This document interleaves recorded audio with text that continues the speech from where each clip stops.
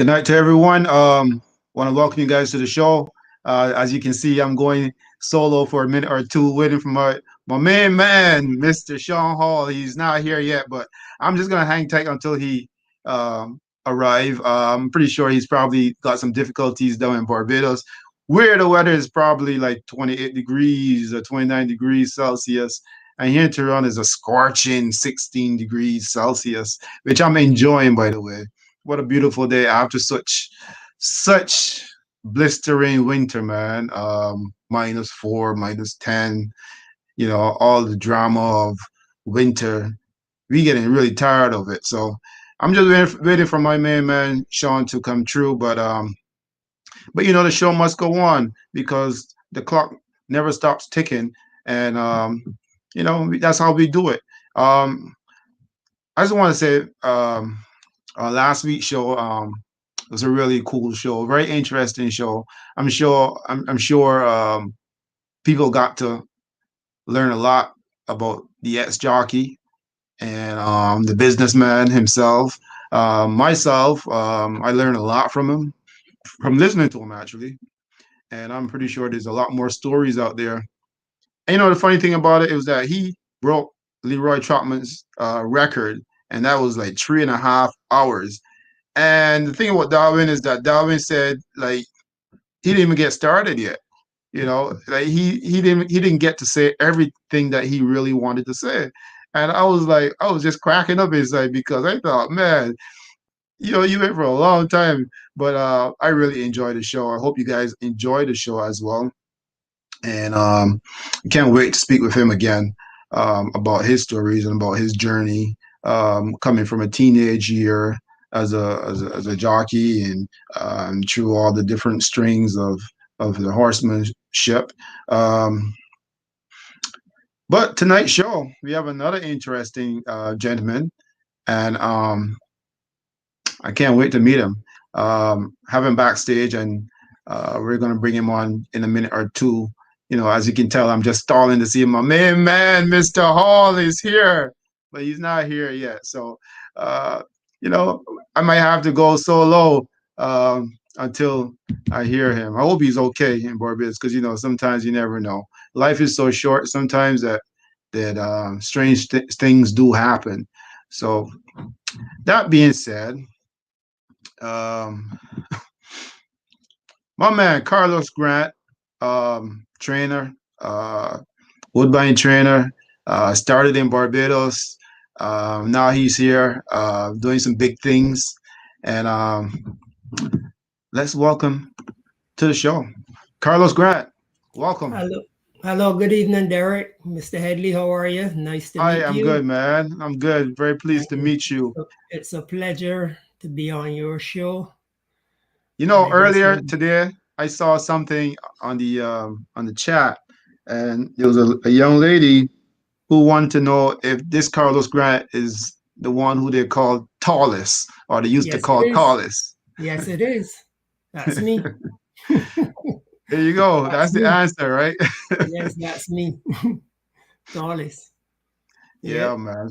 So I can see by the pictures that you are pretty tall. How tall are you, man? 6'4". Wow. Yeah, very tall. So I guess you were never a rider. No. That was never in my line.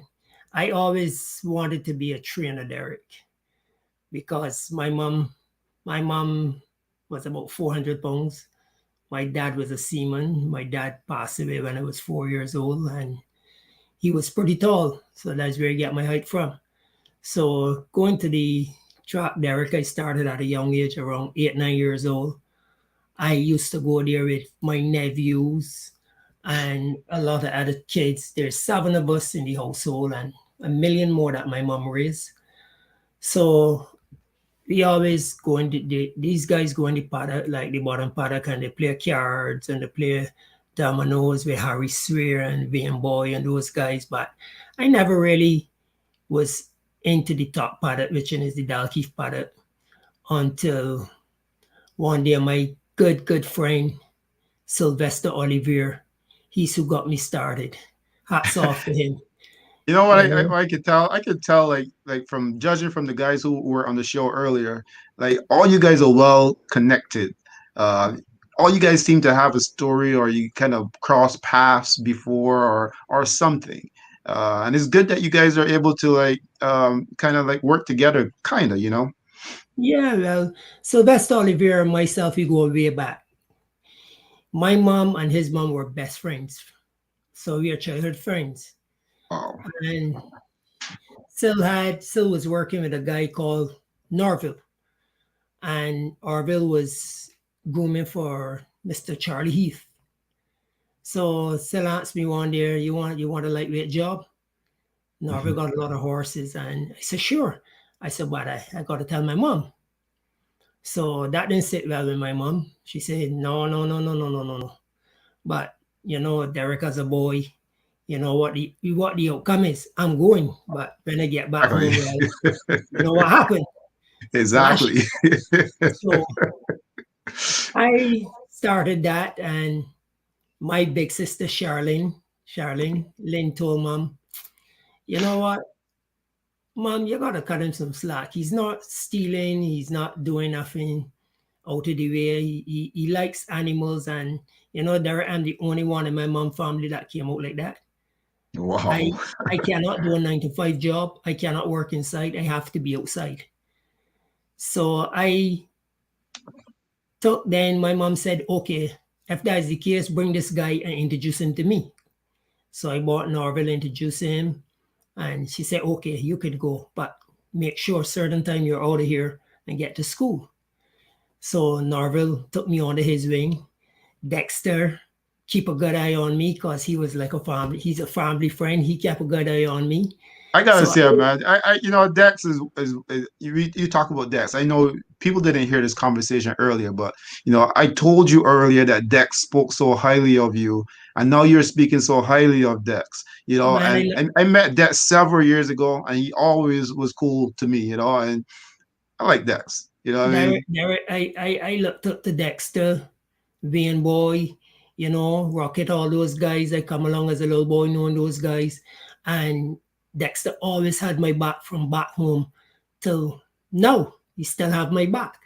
Even we were roommates.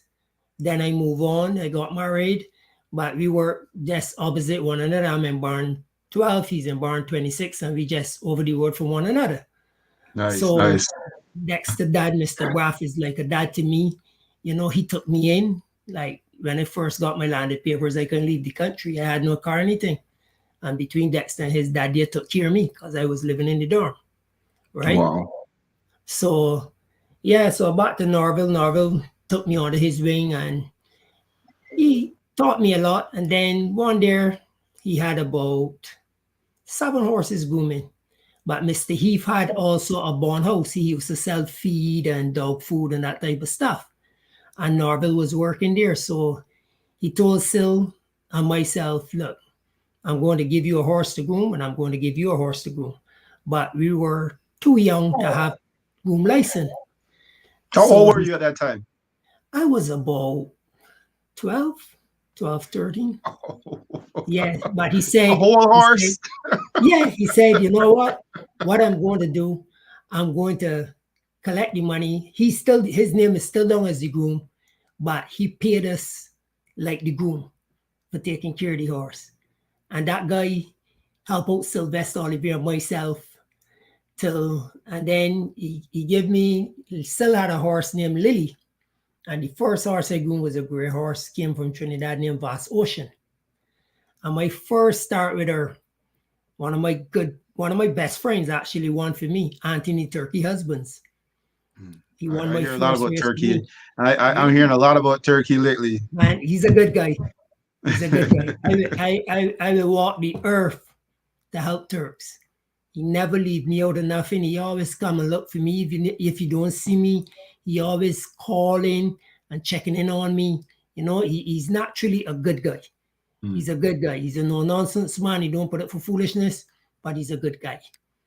So after that, then I got familiar with the barn and had some good guys, some old guys, Mark Taylor, Susie, a whole crew. So those guys used to keep us straight. So after that, then I decided to get my education. As my mom said, straight. There's no place in this world for a stupid little boy or girl. And Wise words, man. Derek, I live by my mom words every day. Even up to today, if I thinking something or hear saying you don't think that, mom, how you know what I'm thinking? I born you, you know. So, and it is a situation like Norville. After Norville helped me out, I continue working there with the old boys and whatnot, and then they give me another horse to go for Carl Williams. And I was so fussy, Derek, because every Friday evening, Carl Williams come in the paddock, all the guys sitting down, whether you're a groom or hot walker or whatnot, and everybody get $100. So from the time I get that $100, most importantly, right? yeah, as I get that $100, Derek, I ran through the back gate and straight home and give it to my mom. You know, for a Right? minute, I forgot how fast people grow up in Barbados. Like, Yeah, you gain that responsibility so early. Yeah, they grew up fast because, as I told you, my dad died when I was 4, and my mom had a million of us to raise, and every time someone come, I don't know, she had a pot that never had an ending. The bottom of the pot never ended, Eric. Anybody come off the streets, mom got food there for them. You know, it's always, it was my mom and my uncle. That was the mom and dad I knew. And my uncle, they live next door. And they take care of us, take care of a lot of other people's kids. So then I set the common entrance. After that, I went to Princess Margaret. And one of the things that really, really hurt me was time the head teacher, I got school late, and the head teacher, he penalized me. He asked me, Mr. Fair Archer, why are you late? I said, well, I am in the paddock with the horses trying to make a little living because there I sent school myself. And I helped my mom put my sister over me through school because I am the last of 7. So it was tough. My mom sell putting in souls, my mom sell sweet bread, my mom sell food just to get us by, right? So that we can have a proper life and a good education. But you know, I don't mean to cut you off, but you know, I know you told me earlier you can't talk as long as Leroy Trotman, but I'm sure you could talk a few hours tonight or a couple hours. Yeah. But you know, but I just want to, before you go into that next story, I just want to ask you this, because you know the perception in Barbados, especially Caribbean in general, for a guy who's like light skin or something, right? So visibly you're a little bit light skinned. The perception is that you got something. So you ever like seeing your mom how she hustle and stuff like that. You know what I mean? It's always a big respect. And when I talk to other people from the Caribbean and stuff like that, you know, people don't realize what people are doing in the background to make their kids get to where they are, where they're going. They just assume because of whatever reasons, right, that things are good for everybody. But I'm glad you shared that. I'm glad because there's a lot of people that don't realize the amount of work, especially our moms and our parents, got to put into this thing to make things work for you. Go on, man. I can tell you, Derek, moms are made special. Believe me, moms are made special. That's right. And I am a person, if I hanging out with a person and they disrespect the mom or the dad, I don't want nothing more to do with you. That's me. I all for my mom, right? So I went on to Princess Margaret, and I was about 15, Derek, and one day came home, and my mom called me. I said, oh, Lord, what do you know? What do you know? But she didn't have the belt nor the tambourine rod in her hand. So this time it was cool. So she took me in the bedroom and she said, sit on the bed. So I sat on the bed and she looked at me. She said, I want to ask you for a couple of favors and I want you to grant my wishes. I said, okay. So now, Derek, I'm puzzled because I said, well, I was 15, I was the last. I got other siblings bigger and older than me. Why me? So she said a couple things. I want to die in my bed at home. Hmm. I said, okay. So now I started to get scared because I thinking, well, my mom's sick, right? Hmm. He said, another thing I want you to do for me, don't let nobody cut off my feet. I want to dance to my Jesus. Dance all the way up to heaven to my Jesus. I said, okay, next. She said, I need you to take care of your sisters for me. She said, no matter who come into your life, always born with your sisters. And if they cannot accept your sisters, let them go.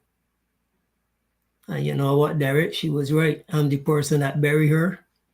Told my sisters back home, Cheryl, Jackie, Marva, they all chip in to help. My sister Ione in the States, my brother Lonnie, they all chip in to help from over there. But mainly Jackie and Cheryl, Lynn, they do the bunch of the work. Like Lynn would take care of her during the day and Jackie would take care of her during the night. And I make sure that they're taken care of. I make sure every year 5 or 6 barrels going home. I make sure that money's there for my mom. You know, I get all the medication and everything from up here for her.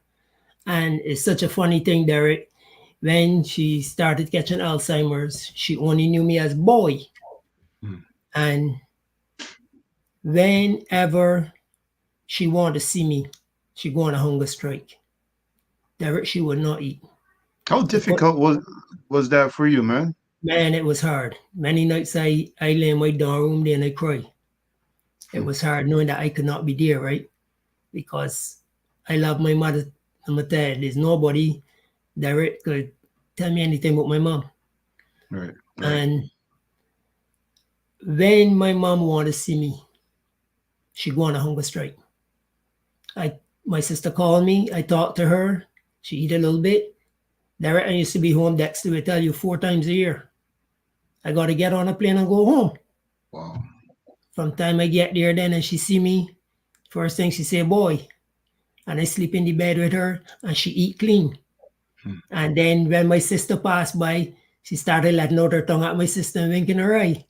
I see you too smart for me, but I gotta go back to work. You know? You So want her boy beside her side, man. exactly. So I came down, I spent 3, 4 days, and then I took off. I said, Mom, I gotta go. I can't be doing this, I gotta go. So That's then I right. took off and went back to Canada. And every winter I come home, I spend with her. So then I decided, I see, you know what, I see in these ads on television about picking tobacco in Canada. I said, Mom, I want to go up to Canada. She said, you sure? I said, same time the horse thing came around. And I was already in the process of doing the tobacco. So I said, let me try the tobacco. And then, big mistake, go to the horses after. So I did the tobacco. When the tobacco finished and the apples finished, I came over to Woodbine, met my friend Smiley, and he took me to meet this gentleman, Jake Nemeth. Nice guy, nice old guy, crusty as ever. So he did a contract for me. And again, I got to thank Ricky Griffith. Sorry, but I got to thank Ricky Griffith for opening the doors that to help us. And another gentleman that everybody seemed to forget about that helped us a lot is a gentleman named Mr. Stephen Edwards. He was a Hmm. trainer and he did a lot for us when we got here and to get us here. And I take my hat off to those two gentlemen, you know. How important is it for you to remember those guys, knowing that there's so many Barbadian horsemen now at Woodbine, and I'm guessing compared to leading up to that point, it probably wasn't that much, or maybe there was, but what is it that you guys got to thank Ricky so much for? You want to Well, elaborate a bit about on that? there is the opportunity. You know, if Ricky didn't make that move and Mr. Edwards wasn't working, I think Mr. Edwards was the head of the Hall of Fame or something like that.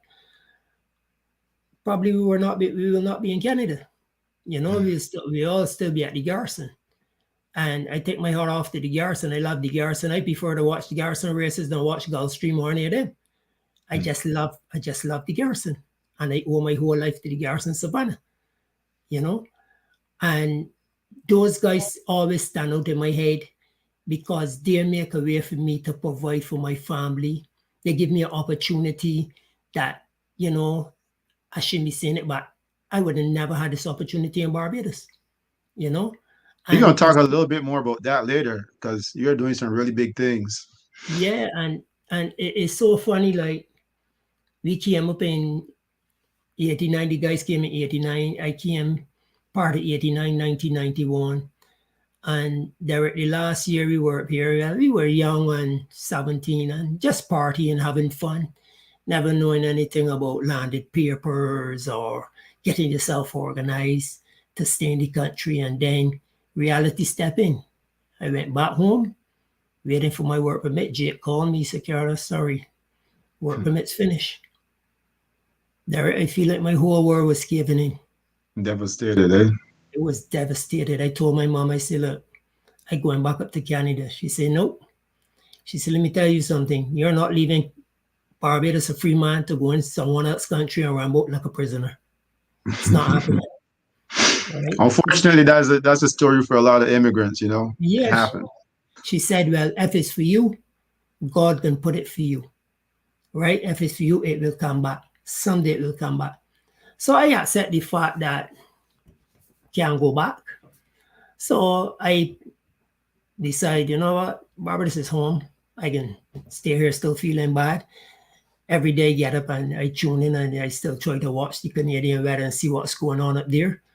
Just having a glimmer of hope, just a little hope that I What pray time of every the night. month was that, man? Eh? You like the cold weather? What time of the month you looking at the weather? Like, I look at the weather all through. All through. I don't like the cold weather, but Derek, at the end of the day, bills got to pay. man, you got to My do what you kids got got to to do. eat. It's a mind over matter. Got to do what you got to do. Yeah, mind over matter. Exactly. So I decided, I said, well, I went to the track and I was grooming a little horse there for a guy named Bess. And Derek, it was only about $60 a week. So in the process, Mr. Erlen Lord, he was one of the directors of the Turf Club. And what he did for me, he gave me the contract to paint all the stalls in the paddock. And I love painting. I love painting. I paint houses back home. I paint all of Mr. Erlen Lord and Arna Allen Apartments right to the top of Dalles Road, the top of Paddock Road. I paint his house. Then he had houses in Rendezvous I painted. And in between that there, I do about the spear fishing, to make ends meet, right? Try to help my mom and try to put food on the table. So then after that, I had this one horse, and one morning I was washing my bandages and my saddle towels with my hand. And this gentleman came up to me. He said, what's your name? I said, Carlos. He said, I want you to work for me. His name is Mr. George Edgel. May he rest in peace. And he told me, say, I got horses coming in. I want you to work for me.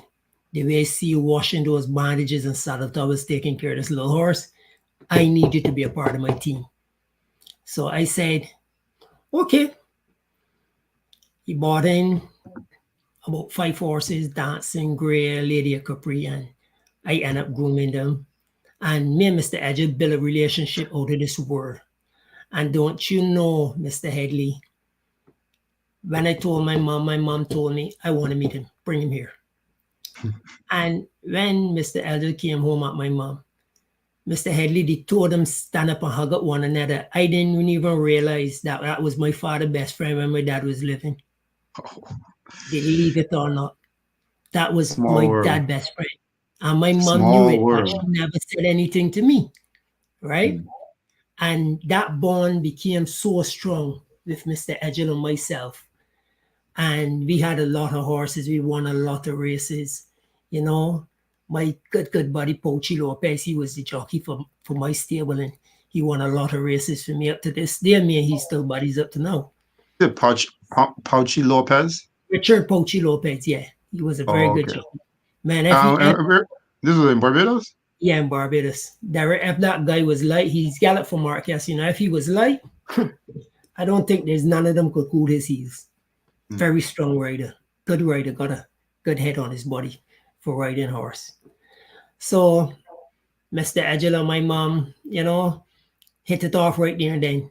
And then they explained to me, oh, this was your dad's best friend when he was living. I Wow. said, wow, it made my eyes open. So then the stable started to grow, and I had to, history repeating itself, I had to turn around then. I had to hire two lightweights because I had too many horses. Like how Norville had me and Sil, I hired a little guy named Ryan to call Paul again, another little guy named Bubbles. I hired them. And I took those guys on my wing. Then Mr. Edgel had a horse, bringing this imported horse. There were two imported horses. And one was for a gentleman named Mr. John O'Brien. And I could tell you that is the man that really set the trend for me. Hmm. He set the trend for me. He took me under his wing like I'm his son. So they had another little horse named Distractive Bob. And my good friend, you should know Peter Gaskin. My good friend Peter Gaskin, every summer he would bring his son to Barbados, Tyler Gaskin. He was a good jockey in Fort Erie. Now he's a valet. Mm-hmm. And I had this one little horse called Distractive Bob. And Tyler would sit down there every morning from 6 o'clock. So when I bring down this horse at 9:30 just to get on it. And when he get on it, Neville Walcott would show him how to hold the reins, what not, what forth. And Peter thanked me. And I said, Peter, let me tell you something, man. Anytime I get back to Canada, I see them cannons that they got up with the defense force. You got to get one of them to blow me out of Canada. 'Cause I ain't leaving. I ain't leaving. I tell him so. I said, Peter, you got to get one of them to blow me out, man. If this opportunity ever arises again, So this time you were working with Edgel, Mr. Agile. I was working with Mr. and Agile. so what happened with that relationship with you and Carl? Well, Cow had a couple horses with Mr. Agile also, so we continue on. And then Cow started to phase off with the horses a bit, and Mr. Agile picked up other clients. So Cow then decided, well, he went to other trainers, went to Bill Marshall and those type of people. So we still had one or two horses. Liz Dean had a couple for him. But me and Cole was still, Mr. Williams was still good. Every time you see me, he would still come and give me a little tickle, a little $150. It was good. It was good training too, right? Yeah. Good. He said, Yeah, good to get you started. Go buy a drink. Go buy a drink. Right? And, so me and Mr. Agile, we went a long way. We won a lot of races. And then he took on a horse for Mr. Edwards, Richard Edwards. He was kind of the owner of Bigby Supermarket. So then a horse named Donna Lydia, and I was grooming that for a while, and then Mr. Edwards asked me to work at the supermarket. So I told him, okay, and I work in the vegetable department for about a year and a half, but I didn't like it because every time I'm looking at my watch, I want to get out to get in the paddock. So I said, this ain't for me, Mr. Edwards, sorry. So then I leave there, and then Dr. Gus Reeder, he offered me a job at his clinic. Not a gentleman that, man, he's phenomenal. Him and Roger Paris, who was a jockey hubs. They taught me so much about animals and horses, and not only horses. When you're working with Dr. Reeder, it's cats and dogs and everything in the clinic you got to learn about. So it was overall something. And I remember times my sister always talk about it and laugh. Like we had a dog at one time and it needed 24-hour care. And I put the dog on my bicycle and ride it home. And I take care of that dog all through the night and then go to the paddock, put that dog back on my bicycle in the box and ride it right back to Lower State. Since you mentioned that, I gotta ask you, do you find that you have to be like like an animal lover to really, be involved in this sport? You know what I mean? Because you can't just jump and work with the horses without actually having a love for animals. I always hear the stories of people who got like goats and sheep amongst the horses, and stuff like that. Uh, how important is that? It is very important. Well, my mom, we had a lot of sheep, we had chickens, everything. And I just grew a love for animals. And most of the times I find, like, even with the sheep that we had, anytime I'm angry or Mm. like if I get a good whooping from my mom, I just run and go in the backyard and sit in the sheep pen and talk to the sheep. And they just look at me, and I I I get some sort of comfort there. And it might sound strange, And then I- then Maybe I to some people, yeah, and maybe to me too, but then I got in yeah, then I got into the dogs. I had about 25 pit bulls, and you oh know, wow, I'm an animal lover. So yes, yes. with the horses, I eat, sleep, breathe horses. Everything I have in my life is through horses, right? So after that, I was working for Mr. Gus Reader, and I worked for him for about 4 or 5 years. He helped me out a lot, get tractor license, taught me a lot. And then I said, you know what, I had enough up here. So then Mr. Orbrano, that was working, that had horses with Mr. George Edgel, he bought a plantation house at the top of Mosaic Street in Guinea Road, named the Summit. It was Jonathan Simpson, and there where Jonathan Simpson and Angela Simpson, that owned Simpson Motors, was raised. Hmm. So when he bought the house, he said, Carlos, I got to bring a contractor to paint this house. I said, no. I said, I'm going to do this house myself.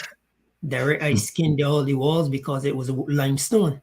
I skinned all the walls and I sheetrock them back, and I put something called glaze, and I paint the whole house.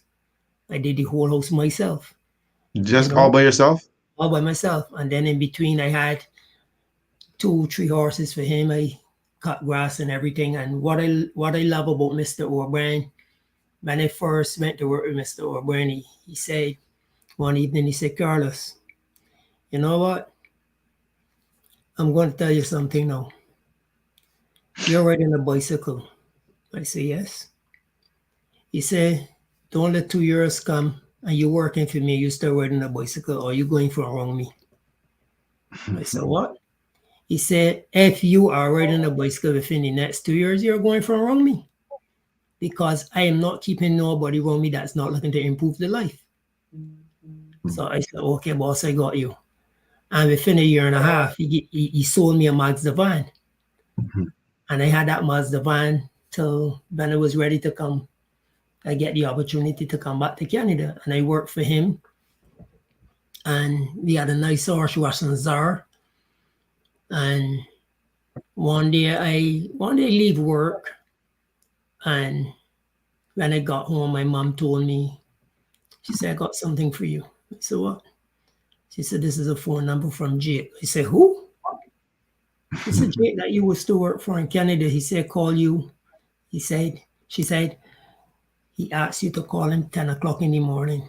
I said, 10 o'clock, I'm leaving home. Derek, I was running down that clock, man, from the night before. I just want to start. Seem like you was always a hustler though. Like But you get man, things done, get man, going, man. sitting around don't get you nowhere, Derek, man. Sitting around don't get you nowhere. How Nobody's not. important you think that message should be told to youngsters? That It should. They should always be told. Sitting down gets you nowhere, and I prove it because I shouldn't be saying it, but a lot of the good Barbadian grooms that are back in Barbados now, there is laziness. I don't care who get vexed with me, but it's laziness that have them back in Barbados right now. mm. Okay? Because before they had the English exam, all of them should have get the act together and get the landed papers. I did it. So hang on before we go any further. So because of contractual purposes, that's Yes. why a lot of guys left because they couldn't stay. Yes.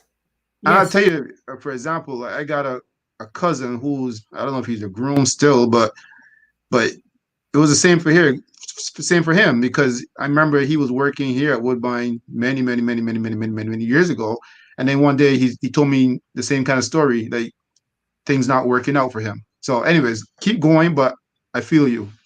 Yeah, but you can't sit around like my mindset when I leave Barbados after I get this call from Jake.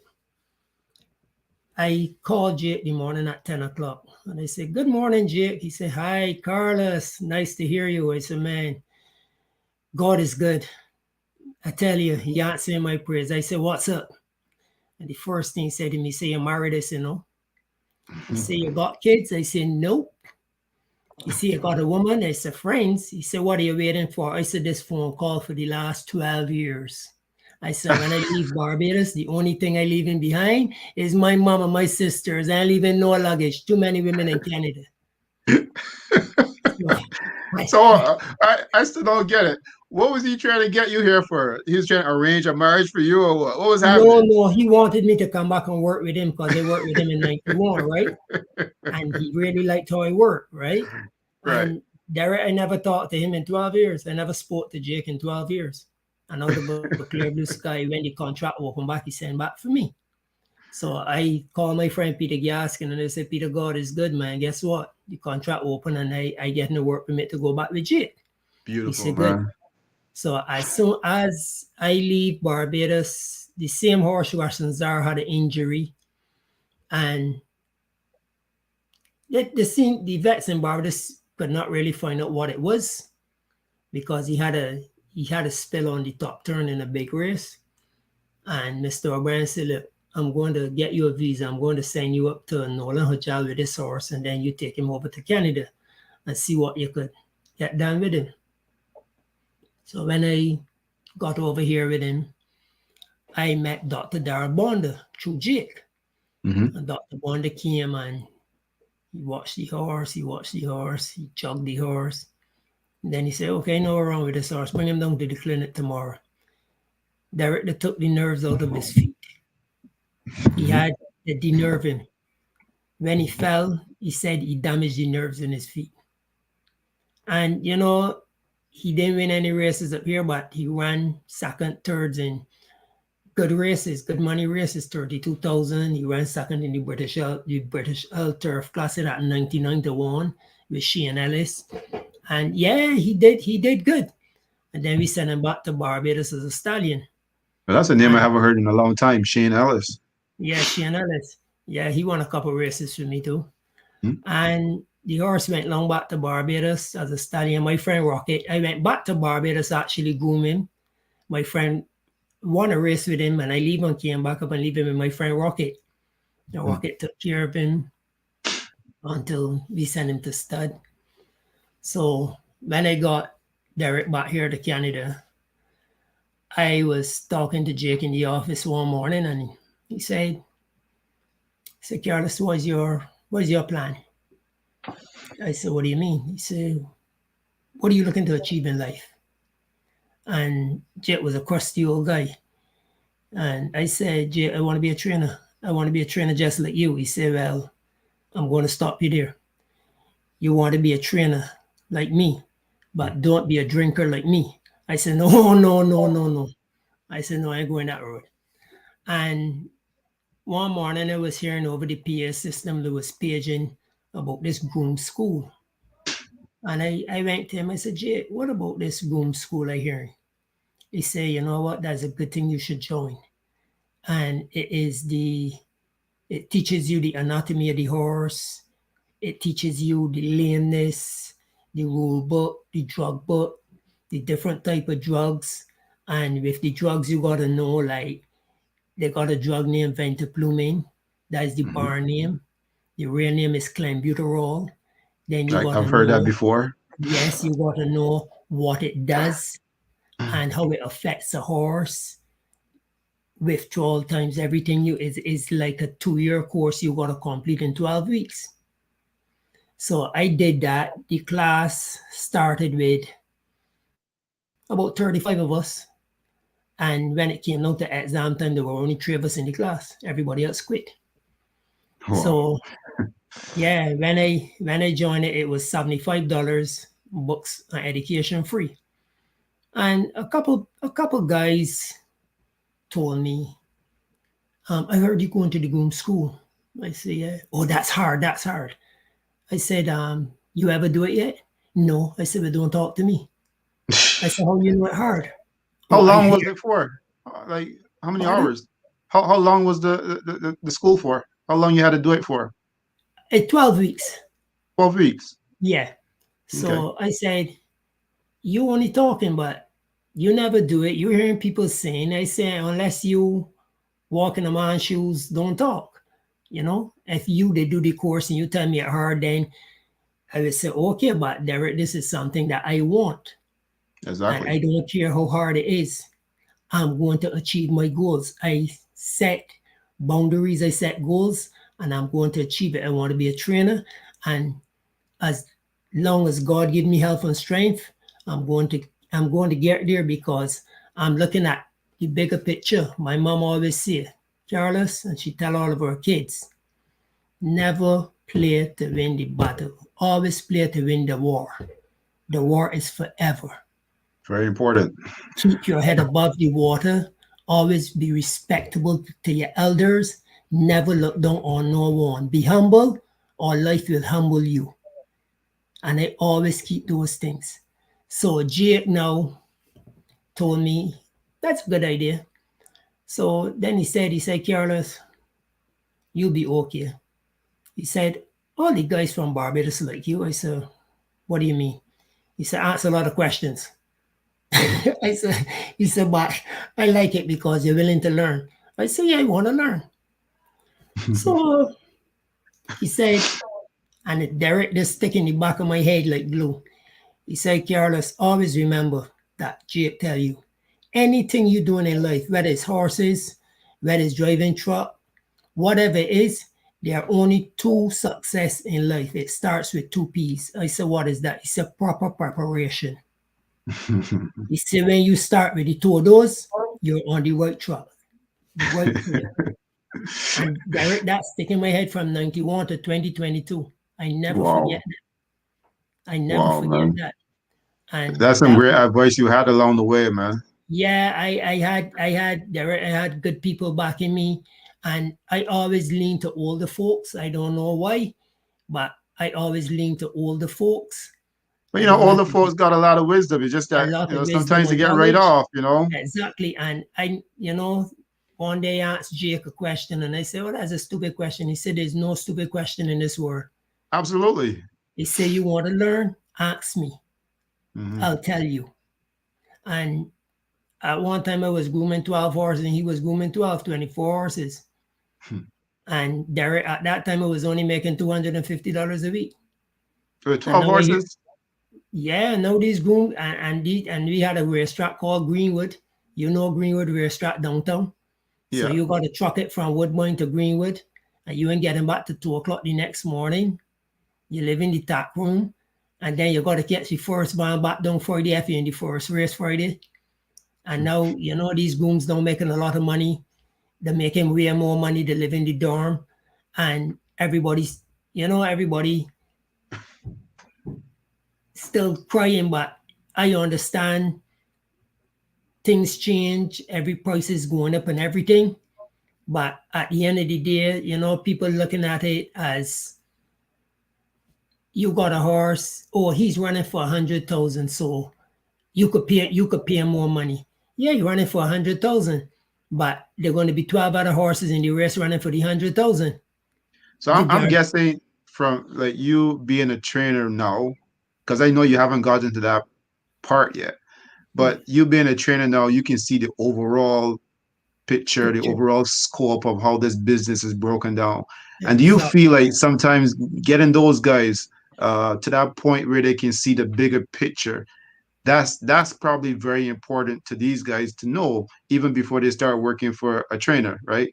Because Exactly. the longer, in the long haul, things may work out better for all you guys, right? Yes, well, you know, they don't see they don't see the business part of it. They only see the sport, right? And My wife, thank God for her, I used to carry the same mindset like back home, and she straightened me out quick. And she said, well, this is like, you got to learn the business side of it. It's not only in the stall. You got to learn source deductions. You got to learn WSIB. You got to learn everything, right? Hmm. And this is the part of the business, like, they don't understand. They just come and, oh, I want you to pay me $900 a week, not realizing that $900 a week is really 12 or 1300 I got to look for, because I got to pay source deductions. I got to pay WSIB on top of it. And then on top of it, they want big steak, when the horses Hmm. win. So feed gone up, everything gone up, right? And I'm a man, I try to treat people fairly, because Derek, I was a groom, become a trainer, and I'm still a groom. I am still a groom. So before you get to that point, I want you to work your way to how you become the trainer you are. I know you did the Yeah, groom I did. courses or class. I So did the work your groom way to school. that point so people understand the kind of road, kind of path that you took. Yeah, I did the groom school, and I did not go for my license right away. I took 3 winters because it was a lot of education to absorb. Hmm. I took 3 winters, and every winter I go home. Instead of going out, I just sit in the patio by my mom's house, and I go through my notes. I read. I try to do it the best of my ability. So then my trainer Jake, he was kind of going downhill, and he was forgetting entries and that type of stuff. And my father-in-law was the owner of the horses, and he was, it's business. At the end of the day, it's business. And he was a little tough on Jake. And I said, Jake, you know what? I want you to teach me the condition book. And I want you to show me what races you want to put these horses in. He said, okay. So we sat down. He explained the races. He explained everything. You put this horse here, where to put it. He said, okay, Carlos, we're going to do this, this, this. He took me to the track. He teach me the poles. He teach me how to clock horses. He showed me certain things. And it helped in the long run, because he started like going senile. And many times I said, Jake, we got entries. You enter yet? He said, no, no, no. I said, go and enter, go and enter. We can't miss this race, you know? And I had his back there, because he did so much for me. He took me from Barbados and bring me here. And I said, you know what? This is a relationship with Jake. Now, this is the death dose part. I'm going to be here for you no matter what. I had ample opportunities to leave him. I had people come and offer me $600 and $700, $500, way more money than Jake was paying me. And you know what? I look at them and tell them, I say, you know what? I'm happy here. I'm happy here. I said, I'm not coming to work in your outfit. And then, no, I'm not happy. I said, this, you know what? None of you guys didn't even thought about bringing me back to Canada. And after 12 years, this old man bring me back. Why should I turn my back on him? I said, I Wow, believe in loyalty. And I'm that's not big. leaving him until he dies. That's the only That's time big, I'm going man. to leave him. That's And big. that is the time, Derek, I leave, when Jake died. Hmm. So when Jake died, then my wife, there was a guy named Hugo Taffy trained for a year. He was an exercise rider. And then my wife now, she took over, and her dad. And I was the person who knew how Jay operate. I knew the training and everything. So I knew everything about the barn. So when my wife took over, I said, well, look, we got, this time we had about 32 horses. I said, well, I can show you guys how we operate, how Jay operate. But at the end of the day, this is your horses. You could do what you feel like. But I'm going to show you our program. If you want to stick with it and be successful, it's up to you. My wife never trained a horse, right? my father-in-law, he was in races since the 50s. He's who started Caribana here in Canada. He's the founder, Oh, right? Mr. Ron Delmas, right? And my wife took over. Then she started to push me. She said, I need you to go and get your assistant license. At that time now, they started to crack down on the paperwork. You got to advertise this, that. I got my landed papers. So I was good. But then I went forward. I did the test. The pass mark for the groom, for the assistant trainer is 75, and for the trainer is 92. Derek, I got 98 on both papers. well done, I got man. 98 on both papers. You know, when I saw the results, I sat down and I cried. I said, God is good, man. But God you is know, good. it's funny you say that because you know when you really want something, you will make it happen. You make it happen. But There's even no if you have saying if no. even if you have failed that, you would have tried again. Oh, You know, yes. I I did mean, going all out. there's no stopping. You know, No, no, full speed ahead driver. No it's stopping. like it's like adrenaline. You know, when you got adrenaline, you just keep going. That's Exactly. that's that's what I feel happened in your situation. You just had to Yes. get it.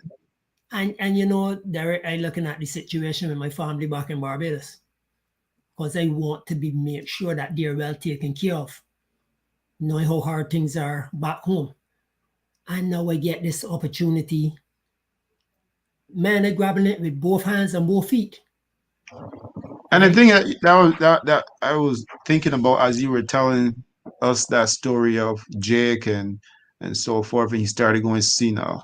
And I couldn't help but think about your mom when you said, you know, the same thing, you Same know, thing. and I'm pretty sure for you, you're probably saying, here we go again. You Yes. know, those Yes. those things are always tough, you know, when something Always like that tough. comes up, Seeing right? it a second time come around again, you know, Yeah, and it touches people that close to you. That is the yeah. thing, right? The people that's most close to you is who they really touch. You know, So it's I difficult when you know someone for all your life, that strong, you know, good talker, you know, and everything like that, and then all of a sudden they can't remember nothing. You that's know, my they don't mom. know who somebody That's is. You Jake. know, yeah. Correct. Anyways, you continue, man. And Jake then he went down the hill when my wife took over. My wife pushed me. She said, listen, we weren't together at the time. She said, I need you to get your assistant trainer license. You have to go and get it. So I got 98%, took out my assistant trainer license. Then me and my wife got together. And in 2010, my wife got pregnant. 2009, my wife got pregnant with our son. And we got married in 2010. And then she said, you know what? I'm going to back out and I need you to push your career now. I'm going to back you. And Derek, I'm fortunate, I'm lucky, but God is good. And I will keep saying it. God has put people in your life for a reason, Absolutely, man. for a reason. I And know that Derek, firsthand. the whole Dalmas family, my wife, her mom, her dad, there was nothing that they had was never too good for me. Whatever I suggest, you know, we sat down, we suggest things. Well, my wife, my father-in-law, they would say, well, Carlos, you was with Jake long enough. In a situation like this, what Jake would do. And I say, well, he would do such a thing, or let's try it that way, right? If it worked, or we try another direction, right? And I started to, started to feel so comfortable there. You wouldn't believe it. And in 2012, my wife said, Carlos, go get your license. I went in now to the HPPA and I went to the lady Corrine. I said, Corrine, I got the letters and everything. I want to take out my trainer's license. And very nice lady. She said, Carlos, you sure you're ready? I said, yeah, I'm ready. Because this is something that Jake been prepping me for years. Absolutely. Anyway, I went in and she told me, you got to go to Mr. Nick Gonzalez and see what he say if you got to do back over the exam or not. So Mr. Nick Gonzalez and his wife Martha, they were like mom and dad to me also. And Nick told me, he said, no, no, no, no. You score higher than the marks, man. You draw by. I said, really? See, you don't have to do anything else. You get 98. The pass mark is 92 for a trainer, 75 for an assistant. So he signed the paper and he gave me to take back the HBPA. And when I got licensed then, there it was like golden, like I win the lottery, man. So what's the highest mark someone can get for that exam? 100%. And you got 98. Yeah, I got 98. I got 98 on the drugs, the rules, the drugs, and the anatomy. I got 98% on both papers. Pretty good. And I kicked myself because I should have had 100% on both. I mark an answer and I scratch it out. I mark another one, and the one that I scratched out was the right one. So I kicked myself for that. That always get you, man. Your first Yeah, instinct, I go with should it, have you get know? 100. Yeah, first instinct. And you second guess yourself, and then that's what happens. Myself. Then my wife told me, all right, you get your license now, you're going to start transferring the horses to your name. This time, Derek, I got 32 horses. I got good help. I got Chubby, I got Hobbs, I got Eric Clark, I got my boy John, I got a Jamaican guy named Hobby, I had Willie Hart, I had good help from Barbados. And we were kicking butt here and Fort Erie. I had 32 horses on the mic here. And my mother-in-law loved grays, so the stallion was a gray, so we had nearly 32 gray horses. It was crazy, you know? And we were just between Fort Erie and Woodbine, Fort Erie and Woodbine. So that's where I started the training. And then my wife leave me on my own. But on the business side, anytime anything arises, I just call her and say, well, look, Annalisa, you know, this now happened. How do I approach the situation? Because now this is not Derek taking care of horses. This is treading different waters. Exactly. And exactly. In a situation like that, I'm going to seek help. I'm not ashamed to tell you I don't know something. But before you go on, let me ask you this here, man. Real talk. How important is it for any man to have a good woman beside him? Boy, they're hard to find, and when you find one, you gotta lock her down. That's all I could tell you. Make sure you do everything to lock her down. I love it, man. Because behind every successful man is a successful woman. Absolutely, man. And you know, even if it's a situation arises that, you know, things happen, nothing is perfect, Derek. Nothing is perfect. And you know, me and my wife, we live like sister and brother. We live like sister and brother. There's nothing that myself or my family in Barbados don't want that she don't be willing to put forward to help me and my family back home.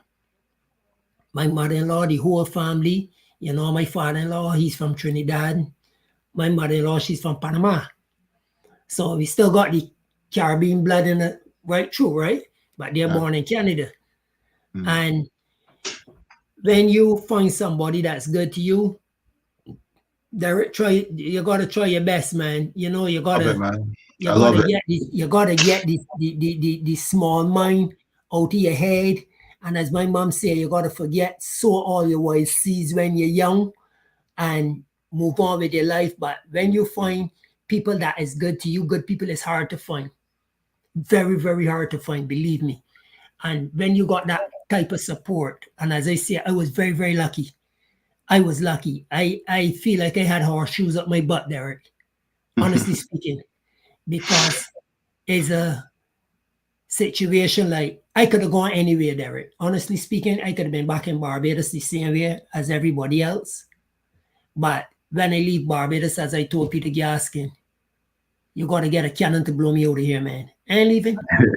You're going to take me out in a box. I ain't leaving. No matter what, I can make sure I secure.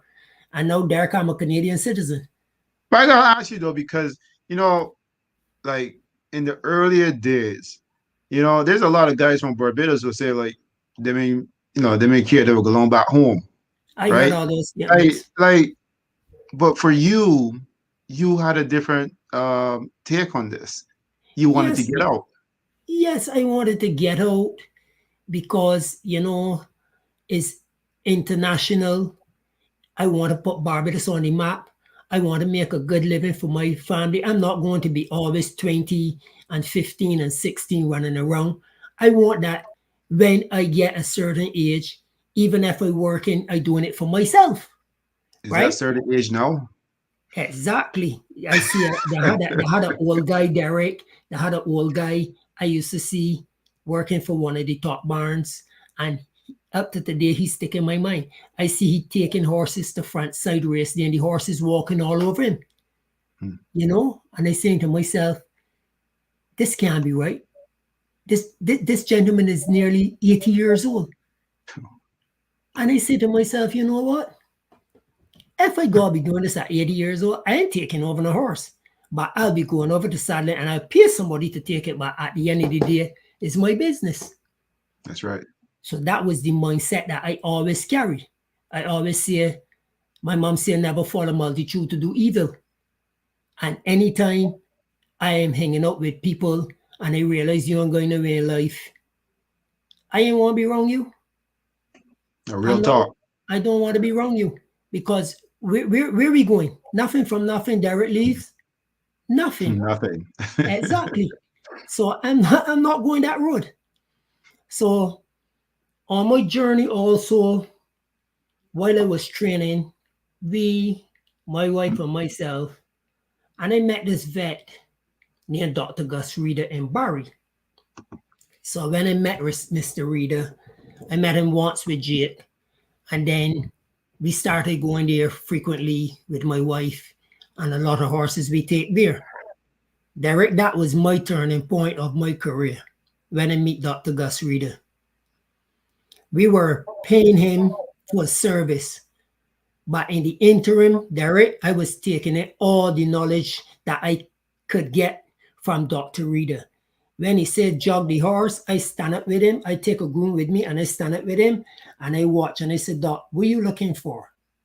Mhm. And he would say, tell me which foot the horse lay him on. I said, the left. He said, no, the right. I said, how did you come about that? He said, just watch the nod of the head. And he was right, And this gentleman taught me, and he was not only in thoroughbreds, he was a standard bred guy. He had horses coming from all in Florida, standard Wow. breds, up to Barry for he to treat. This man was top of the line. But I always had a view again, like Jay, Dr. Rook is not going to be around forever. That's So right. I Now got to hold be that like, thought. Hold that thought because we got a gentleman who wants to join us. Well, hey, my brother, I'm glad to see that you're pretty early, Mr. how are Hall. you? Thanks for showing up. I'm sorry to be, I think I'm a little late, but better late than never. A Better little. late than never, my brother. Nice seeing you, Little. man. Yes. Well, I guess I missed a lot, but continue, sir. This is your show. So I went up to Dr. Rook, Terry Rook. Sean, we know Dr. Terry Rook in Barry. Mm-hmm. And in the interim, as I was saying to Mr. Headley, this gentleman was teaching me about lameness and, we paying him for service. But as I'm saying, I said, you know what? Back to Jake, Dr. Rook is not going to be around forever. Mm-hmm. I said, so let me be a sponge. Let me absorb as much education out of this gentleman as I can, even though we're paying him for service. Right. So I'm paying him for service, but the amount of education I'm getting, I will have to put out too much money at Guelph University or one of those places to learn it. So then he asked me one day, he said, you know how to read blood? I said, yeah, if it go on my clothes, I could tell you it right. He said, no, I mean the horse blood work. I said, no, I'm not a vet. And he took me in his office with his wife, Hoof, and he sat me down. He said, listen, see all of these here? I'm going to write out on this paper next to the blood work what all of these are and where the number is supposed to be. So anytime I'm not around and you get a vet at the track to pull your blood, and just stand and bring it, you could read your own blood. He don't have to, he could tell you what he feel like, but you know different, right? And Sean, I could read all of my blood work, and Turks will tell you, Turks is bring blood work for me too. I could look at it and I could tell you what my horse missing, what my horse lacking. And I get up there at 3 o'clock in the morning, by 3:30, 4 o'clock, sometimes I at the track. And I don't leave there till 3, 4 o'clock on the evening. That's a lot of hours. I could tell you all through the day, as Leroy said, what my horse is doing when the groom's gone. But Derek, you got to remember, if I got to go and work for somebody, I got to get them 8 or 9 hours. So why should I cheat myself? That's right. That's right. The only way you could get success. That's the only way you could get success. You know? And I tell people this all the time, you know. I said, guys like ourselves who work for other people, assistants, that sort of thing, we work hard for them. Why can't we do the same thing for ourselves and add a little more? Exactly. You're absolutely correct. That's absolutely. I'm really glad you guys are telling this story because I think it needs to be told, you know? Yeah. Well, Sean will tell you, as a man, I go there.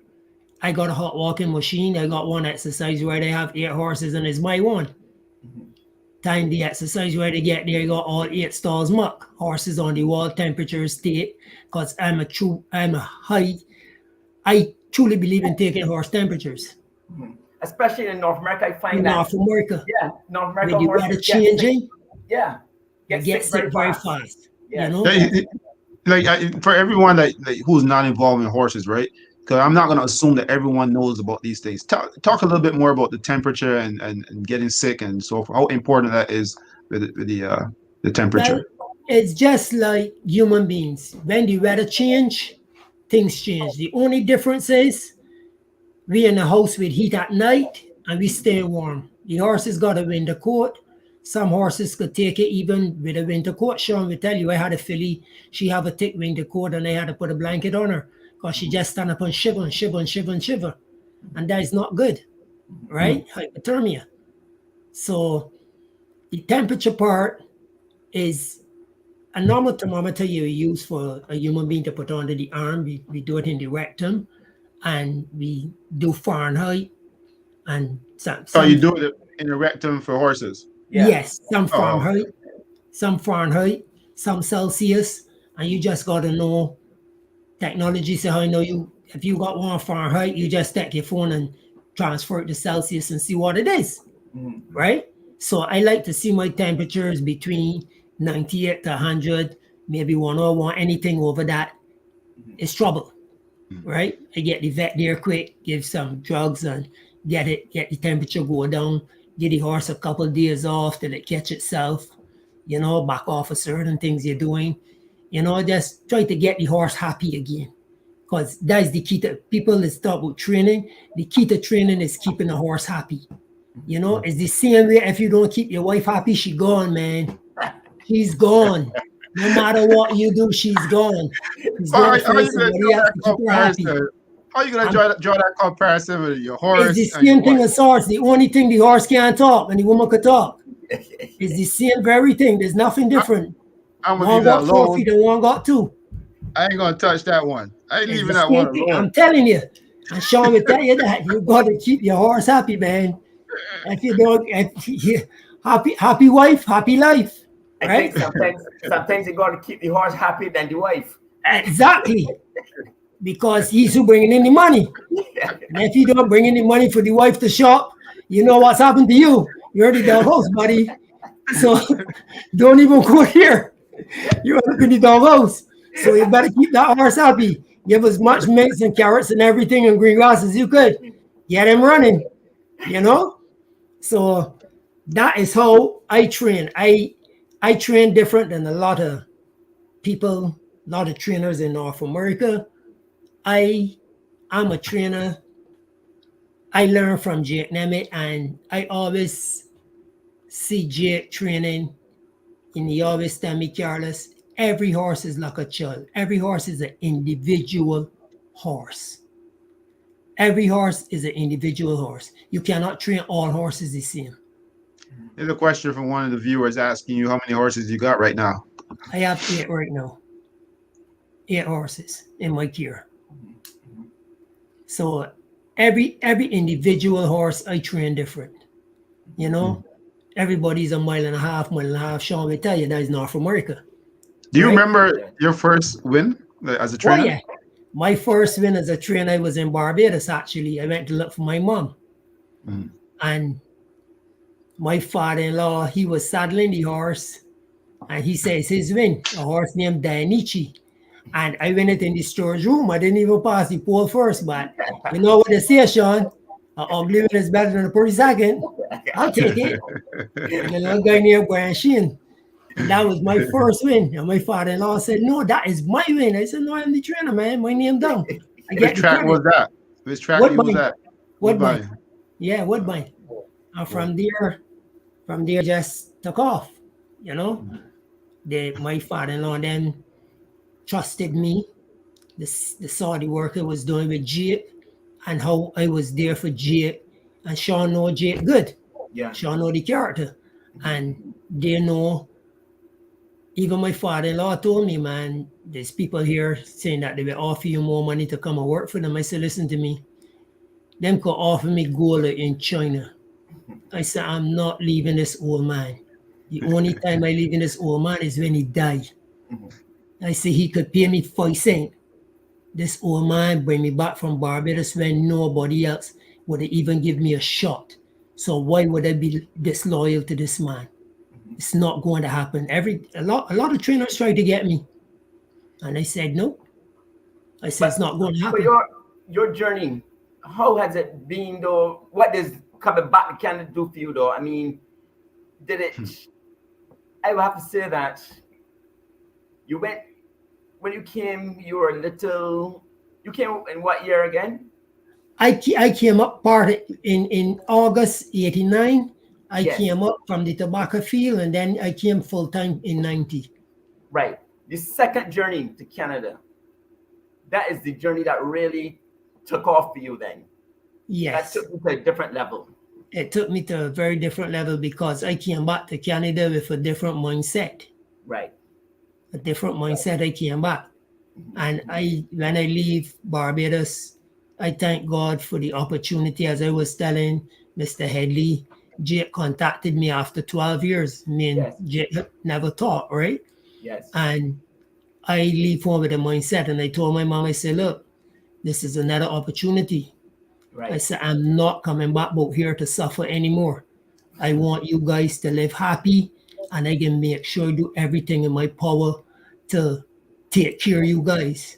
You know, I was telling Mr. Headley, Sean, when I was 15 years old, my mom took me in the bedroom, and she told me straight, a couple of things I need from you. I thought I was in trouble, but as I told Mr. Headley, she didn't have the belt nor the tambourine rod, so I know it was good. And she told me straight. She said, Carlos, I want you to do a couple things for me. I said, what is that? She said, I want to die in my bed. I want to keep my feet on. I want to dance up to my Jesus. I said, yeah. She said, I want you to take care of your sisters, no matter who come into your life. Don't let nobody get between you and them. If you drink salt, let them drink salt too. I said, but Mom, why are you telling me this? I'm only 15. I got other siblings above me. She said, a mother does know her children. Right. And she was right, Sean. They taking care of all them now. They took care of her, bury her and everything, right? And it's so amazing how a mother does know who's going to be that one to step up to the plate. You know? There's 7 of us. She raised $1 million. Right? So when I go back now to that situation there, Sean, I said, you know what, Mom, when I go back to Canada, first thing I want to do is get my landing papers. And then I'm going to become a trainer. I set a bar for myself, Sean. I set it high. Of course. You know, I came back home, many Gold Cups. Sean was even my boss at one time, Mr. Headley. We had a lot of fun. We had 3 horses, Sean, myself, Sharp Man, for the Gold Cup, Warley Yes, area. yes, And we yes. had a lot of fun. His dad come down on the evening. We had a ball, man. And since I got back to Canada, Sean, I decided to say, you know what? There's no going back home for me right now. My aim now is to better myself, help who I could help, because I had, like, when I used to come back home to what really ticked me off a lot is I would go to the track and not knocking anybody or anything, and I would see certain grooms doing certain things, and I would go and I would say, listen, you're doing that the wrong way. You're putting on that bandage the wrong way. And one morning I went down there and I saw a groom and I told him the same thing. And the man cursed me nasty. The man told me, because you went Canada, you think you know everything? So I said, yeah. I said, okay. You guys got a small mind, keep with the small mind. That's and I don't want to cross you, but I keep hearing this same story, and I notice see Sean nodding his head, and he's like, yeah, it happens. Uh, uh, how disappointing is that for you, Carlos? Very disappointed, because I'm not the type of person that my mom raised me not to look down on nobody. I never look at nobody that less fortunate than me. I treat everybody the same. Back in the days when I used to go home, I would buy 25 hats from the flea market, 50 t-shirts. And when I go home, I just go in the paddock and I give them to everybody, the old boys, everybody. Because you can never forget where you come from, because you don't know if you're gonna head back right there. So you should always be good. As my mom said, the highest bird to fly in the sky is the eagle. You got to come to that ground to eat, man, no matter what. And the same people you pass on your way up, you're gonna pass it twice as fast coming down. So I always try to be humble. No matter what race I win or what, I treat everybody the same way. I got security guards here at Woodbine. They just bring around new staff, and they call me, Carlos, can I bring them to your barn and show them? Because certain other people barns you can't go in, right? They get on like the own Woodbine. At the end of the day, the person that buy Woodbine dead and gonna leave it. You can't know where you're going, So why look down on other people? And that's how my mom raised me, not to look down on other people. Try to help people, feel for people. And my father-in-law, when I met him, he the same way. Ron Damos was the same way. You got to help people, and in turn, God will give you back what you deserve. You get it back from God in a different form. And I think on my journey through life, helping people, being there for people, I give people my last. I go out my way, if rain falling, where you live, or I live in Finch, or I live downtown. Okay, get it. I drop you to Finch and then I go back downtown. Because when you look at it, I was fortunate to get a vehicle, but I put myself in the position to get a vehicle, right? That's right. You could do the same. But if you want to live that way, no problem. But if I can help you, I can still drop you where you got to go, right? Because one thing I don't like to do is see people at the bus stop in the snow and when it's beastly cold, right? So if it's someone I know, I pick them up, I bring them into work, I take them out, drop them off, that type of stuff, right? So you must always feel for people. Some of them take advantage of it. And you just know, because as a start with me, I done with you. You don't even know I finished with you. I got a clue. But how important is it for you guys, especially you speak about that, about helping others and stuff like that, and the kind of work ethic that you got. Like, I know everyone don't have that. Everyone don't possess that kind of work ethic, right? But how important is that message to be sent to the younger folks to realize, look, if you really want to achieve something, you got to work really hard, or you got to really go after it in order to get it. Well, there is two things. You either work hard for it or you end up in jail to try to get it. So It's up to them. Hard work never kill nobody. Hmm. Never I kill heard that nobody. before.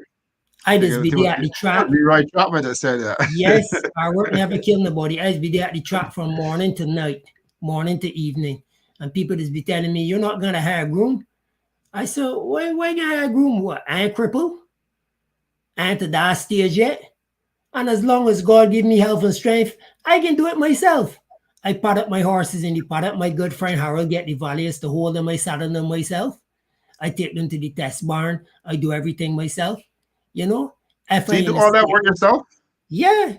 If I in a state race and I gotta get somebody to pad up my horse, I either ask Rocket and pay him, or Dexter or Basil or someone, and I walk over with the horse. Right? I walk over with my horse. You know, in the Queen's Plate, I was fortunate to get a horse in the Queen's Plate. Yeah, let's And talk about that. you know, there are much people that could say that they did that, but it was an opportunity and it presented itself. We bought the horse private, and he turned out to be a half decent horse. And my wife and my brother-in-law and my mother-in-law, they say, you know what, Carlos, we can put this horse in the Queen's Plate. And it so happened that Emma Jane was the jockey. The year before we won for 60,000, he won for 95,000 on the grass. And Emma came. Unfortunately, he had a good shot of winning the plate trial, but Justin horse veered in and nearly threw Emma over the rail, and he yet promoted to third. Then Emma had to ride for Gail Cox, which I understand because Emma and Mike Luda, we are very close. And if I give them my calls and they tell me, well, Carlos, I got to ride for Roger Atfield, I said, go, he got 62, I only got 8. And sometimes it turn around, I end up beating them. Right? And we have a joke about it.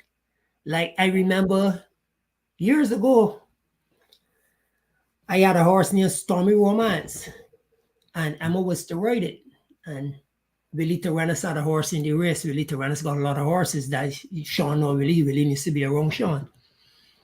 And I put up this little girl named Katie Morrison.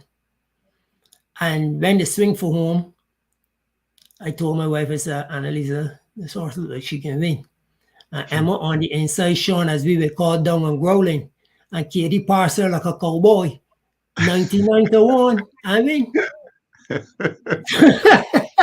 And next morning, Emma was at my bar, take up the stick and give me a lash. I said, well, you guys take the favorite. That must be the only race Katie Morrison went out with mine. 99-1, believe it or not. Carlos, I gotta ask you about that. I don't know. I don't remember that race, but I gotta ask you about that. At 99-1, as a trainer, do you still expect your horse to win at 99-1? You know what? If you do your homework right, 99-1, horses don't know the odds and they don't know how much they cost. Right. But if you do your homework right, and you know your horse ready, as Mr. Hall will tell you, odds don't mean nothing to me. It means nothing. I remember I won with a horse named Venganza, 56-1. Sean, this was the Friday. The Saturday, I come and won the first race with Sky Gray at 33-1. The Sunday, I come and win with Algramber at 84-1. The Wednesday morning, the stores called me in. Carlos. No, sorry, the Wednesday night, I won with Bar Cheeto with a little girl named Jennifer Reed at 99-1 too. So the Thursday morning, the stores called me in. Mr. Grant, explain the running of your horses. I said, well, I'll tell you something. If I could have explained the running of my horses, I would have got some condos in Barbados right now. We want me to tell you.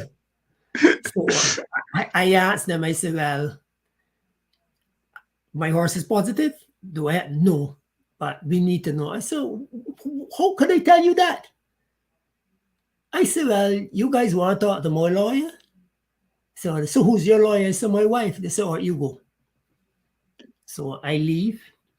You know, I never knew that. I never knew that you would get a stern talking to if you win at 99-1. Yeah, yeah. You're Sean not will tell you. supposed to win. No, Bajan boy, you crazy. Hmm. Sean will tell you, you know? No, no, no, no, no. It don't work like that, buddy. So anyway, the same at the office now. I had 2 horses racing now. A little one near Chakra, the Thursday. And Optimism both win. Sean, the Saturday morning, they came, they skin up my car, they give me a search warrant. They bring out, they brought out 3 big white tables like they're keeping a picnic in my barn. Danny Vella, you know Danny Vella, Sean. Danny Vella Yes. came over, he said, Carlos, you need a representative from the HBP. I said, I don't need nothing. Let them look for what they're looking for. You hope to find what they're looking for. Yeah. So I had a lady there, and she's more like a man, and she started want to rough me up. I said, hey, you slow down. All right? Because if I don't got horses here, you don't got a job. Okay? Remember, you work for me. We don't work for you. So you slow down. So anyway, they tell me they want all the blood from my horses in the barn. They want all the blood from the horses at the farm. I said, go ahead, because there's only stallions, mares, and foals up there. I will really love to know the blood. So there was another gentleman, Sean. He was very nice, a standard bred guy. And luckily for me, when he was a standard bred trainer, he was going to Dr. Rook, Terry Rook. So I give him my trainer's chart. He looked at it, and the lady still starting like she want to wrap me up. And he told her, he said, listen, this is the only trainer we went to since we start doing this that been cooperative with us. Very, very. He gave us the training chart. He unlocked the box with all the drugs. He unlocked the fridge and let us see everything. Don't you know, Sean, when that gentleman went in there, he looked at the first bottle and he see Dr. Terry Work. He said, lock back the box. He said, pack up everything, let's go. And the lady fly out. We're not taking blood. He said, no, pack up everything, let's go. He good. Why was that?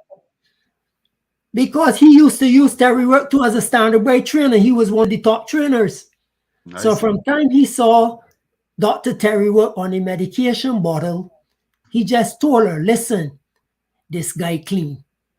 Lock up everything, put back everything, and let's go. We don't even need any blood from your horses. Because he was the top guy, right? Yes. Don't you know, Sean, after that, we started then to downsize the stable because some of the horses, the mare started to get old. And then what really thing is when the casino, because, you know, we were getting a percentage out of the casino for the purses. Right. And then when Kathleen Wayne stopped at the premier, she dragged the rug from under us. That time, myself and my wife gone to Keeneland, we went and bought 25 mares and a stallion. Mm-hmm. So now we get stuck with 25 mares and a stallion because I breed all my horses myself. I fold them out and everything, Derek. I had a foal this morning at 3:30 this morning. Right, a filly. Yeah, I do everything. I breed my own horses. We breed our own horses. You know, I fold them out. I do everything. Along with the training and everything. He's an all-rounder. He does it all, man. Right? Yeah. That's excellent. Does it all. So I do everything. So this gentleman, when he saw it, then he said, lock up everything, Carlos. Thanks for your time. I said, thank you very much. And I gave Dr. Reader the joke and he started to laugh. So we started to downsize the stable after Kathleen Wayne did that.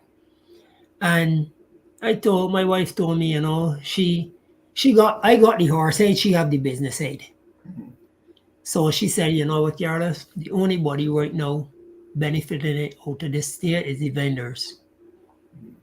Because we got Kabul and she's the only horse that making money. And we got 31 other slouches here that ain't cutting it. So we decide now, all right, this is the plan. Any horse that don't make 30,000 a year, he ain't entering at the farm. Time to go. got to get out of here. So I contacted Hayden, my good buddy Hayden Springer. And 1 year, Sean, I made Hayden laugh. I said, Hayden, you coming down? He said, yeah, sorry, I got a deal for you. So when Hayden come, I said, Hayden, you see, that Hayden said, Carlos, you up to 12. I said, yeah, give me $2,000 and Callum all. Callum all, get out of here. Callum all. Sean, Hayden will tell you, $2,000 for the 12 of them. I said, get them out of here. Out, everyone gone.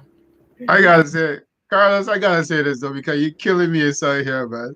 You know, over the years, I just see a name, I just see this tall man, and even when Sean sent me some photos and stuff of that, I was like, this Carlos is a very straight kind of guy, but you funny as hell. Well, Hayden get here, so, oh my God, Carlos, these are a lot of puggins to do. I say, you want them or you don't want them? Well, let me find somebody else to take them. He said, okay. Hayden took the 12 of them. He give me on top of it, Hayden give me 4,000. He said, I can't get 2. I said, well, give me 4. He give me $4,000.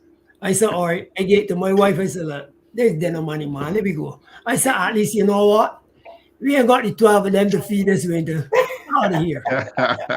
So we get rid of them. We started to downsize.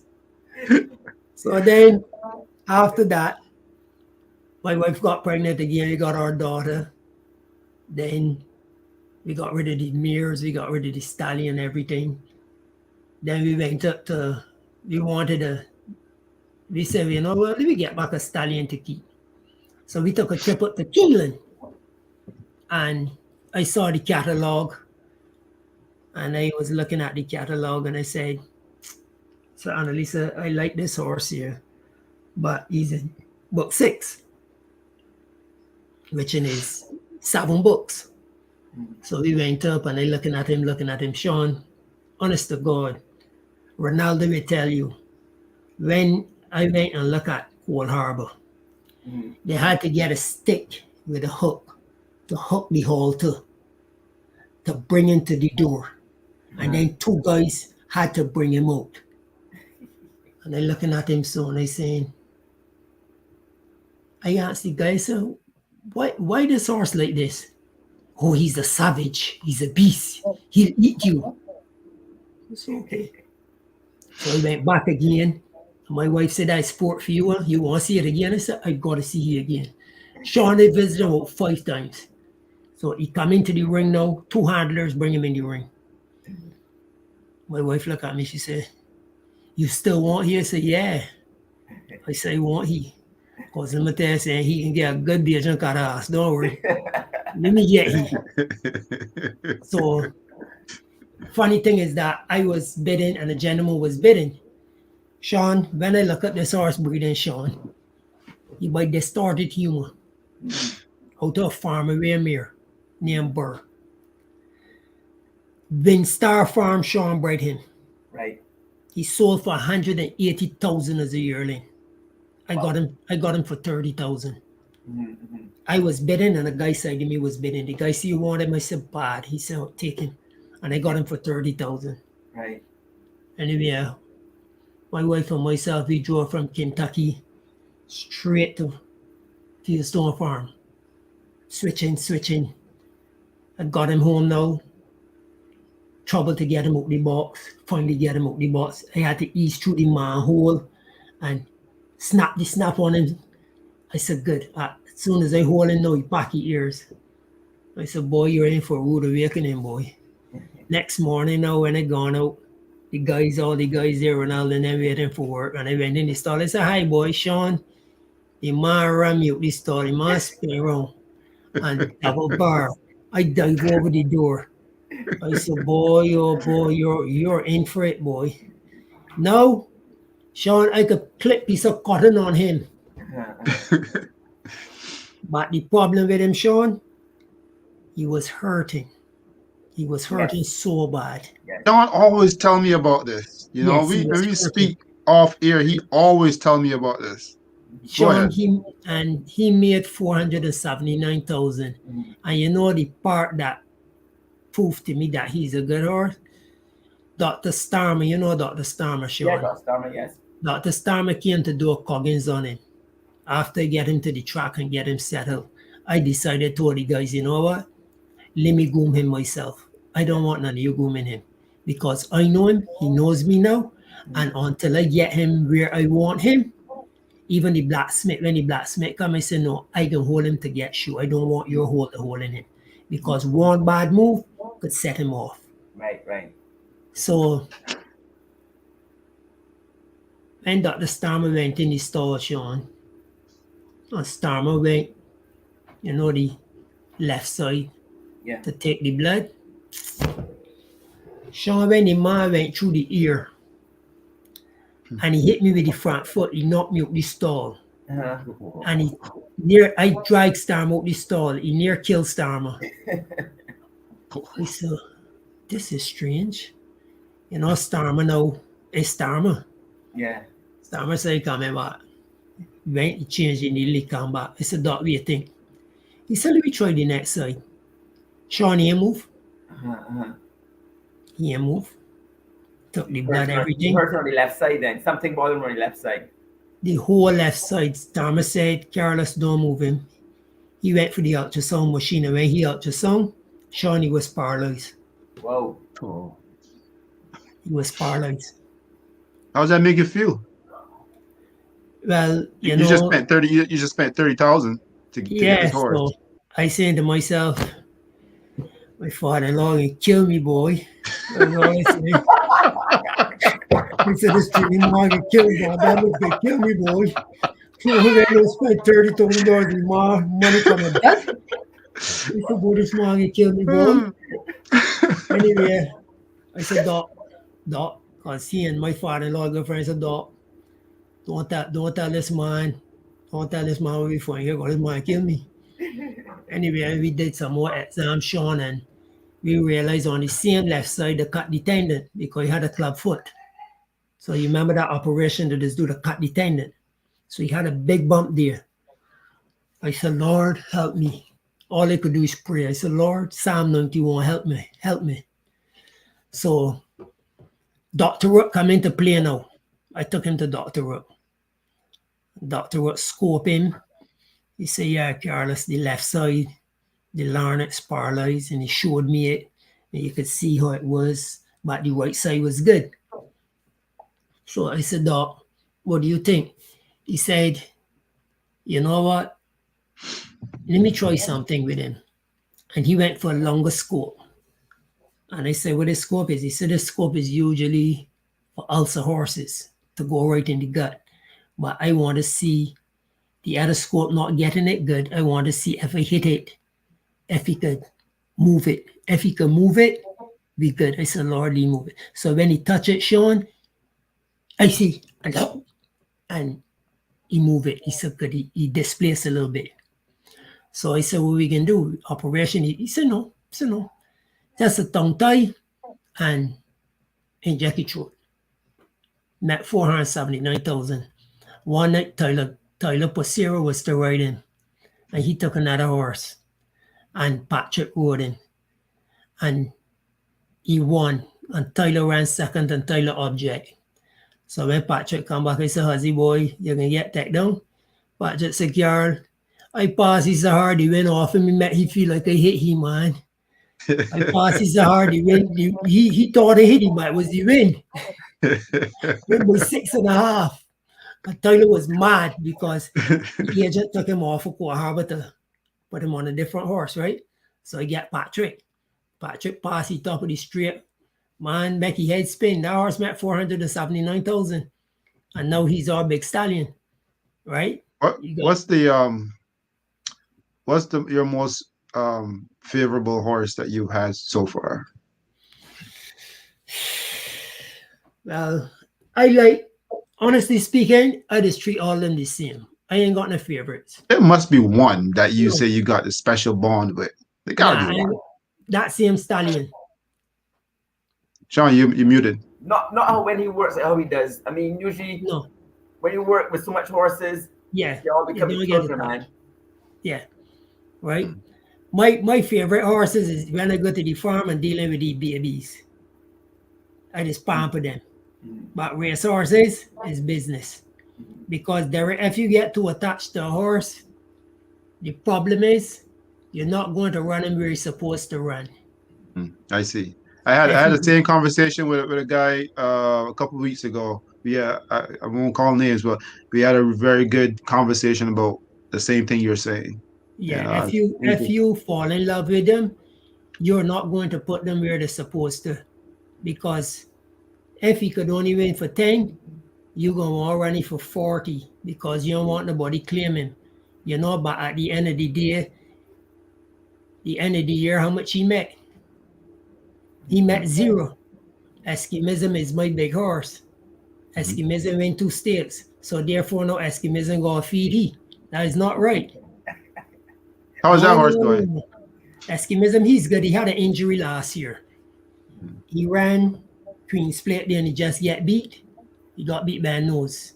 What happened is Louis had the inside horse put there, but he didn't saw Cassie horse on the outside. And he just caught him. And then I was getting him ready now for the same race. And a loose horse on the training track ran into him. And boom. Unfortunate, eh? How bad is he hurt? How bad is he hurt? It was his tendon, but I get him back. Okay. I stopped him right away. Yes. And I ultrasounded it, and I saw the damage, and I took him home, and I had him in the stall showing for 5 months. And I have a horse here in Barbados right now, Corsair, who got injured the same way, but he got his shoulder really hurt badly. Shoulder? Yeah, he got hit in his shoulder. Ooh, he was off for 2 years. So he only came back the end of November there at Woodbine, but he's been going pretty good here right now. So I mean, I just want to find it seems to be a common thing at Woodbine. The horses running into one another when and it was funny because usually I train him Sean last. Mm-hmm. The only 2 horses is beyond the track is be him and Pink Lloyd. Because I know he's a stallion. He's a stallion now, and I don't want to take him out when there's a lot of horses in the crowd, right? Yeah. And for some apparent reason, this horse was out there. Mm-hmm. And the horse dropped the rider down by the gate and came the other direction, came back to come off. Yeah. So when the horse hit him head on and knocked him to the side and hit the tendon. Lord. So when he came back to the barn, the tendon was big, right? Mm-hmm. So I look at it and I called the vet and I said, well, you know what? Let me work on this now. And there's something I use here, Sean, that I believe in for leg injuries. You see a cold cast? Mm-hmm. Cold cast? Yeah. Cold cast. That's what bring him back. Okay. What's a cold cast? It is a cast that has in like, Sean, you remember years ago we used something home called mortazine? A pink substance? Yes. It has in mortazine. Okay. It has in mortazine. It has in Epsom salts. It's something like animal-lentics, but it's sticky, right? And when you put on that cold cast, you leave it on for about 3-4 days straight. Don't bring the horse out the stall. And when you take off that cold cast, you see the difference. It's like a cast you put on a hand. You see the difference, Sean, believe me. It pulls all the heat and everything out, and it just get it to go right down to a certain point. And then after that, you work on it. And that is what bring him back. When the vet saw him there last week, he couldn't believe it. He said, Curtis, whatever you did with him, man. And then I mix up my usual little Bajan blister. You know how we roll, Sean. And I clap some blisters in him.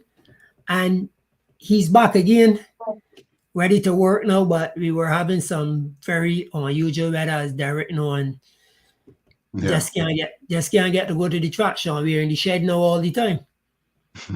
So that's this morning. Well, I want to ask you, how did it feel winning your first stake, winning in Canada? I don't know if you talked about it before, but I want to hear it for myself. Sean, you know what I mean? I know it's something special. It was like a dream come true. You know? It was like a dream come true. And that's the same horse Eskimism. I could not believe it. You know, because till I had the favorite very, very quick. But what helped me is when I saw the rain falling. I said, well, I told Annalise, I said, now the rain falling, I think we got a good shot. She said, why? I said, because very, very quiet is big like an elephant and he's going to sink. Guaranteed. And Sean so said, so done. When Louis, after the race, Louis told me he looked across at the silver and he see the silver chirping, chirping. And the more he chirped, the more he see very, very quiet sinking. And he said, no, time to go. And Louis clear out. And that felt, boy, you know, all of my hard work and everything paid off. You know, it paid off, you know. And my satisfaction, Sean, is like getting horses from people that trainers that say, tell owners, this horse will never race again. Yeah. I have a horse right now that I knew this gentleman because I trained for Norm at night when he had days. Yeah. And it was the owner that was there. And he has this nice fat daddy filly. And he bought the filly to me last year. He tried to contact me, but he couldn't find me, and he get me through my wife, my brother-in-law, my wife. And I went up by him and I checked out the filly, and he bought it into the track. So he bought it in a Wednesday, and he was leaving the Thursday to go to Ireland. Long story short, he told me, see what I could do with her, see if we get a race out of her. So the first morning I sent her out, I said, Ronaldo, just take her the wrong way, back her on the wrong way, jog her on the wrong way, and come off. Boy, Sean, that look like a greater Sean. This horse, I said, Ronaldo, jump off, jump off, jump off. Don't even ride her. So I went over and everything, and I found her problem. And I called the vet. I called the owner. I said, Brian, is this horse knee, you know? He said, really? I said, yeah. He said, well, I now did a tonectomy on the horse, a throat surgery. And I got $5,000 to $6,000 in bills here for shocking the right shoulder. I said, what? He said, yeah.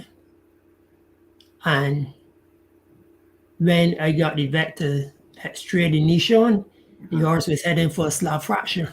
Wow. The vet told me, Carlos, one more gallop, not even a word, just a gallop. Done. He would have had to put her to sleep. Wow. And the thing is, this filly, my boss, this is the first horse his wife ever breed. So his wife tell him, fix it. I said, Brian, I can try to fix it, or you in the doghouse, buddy.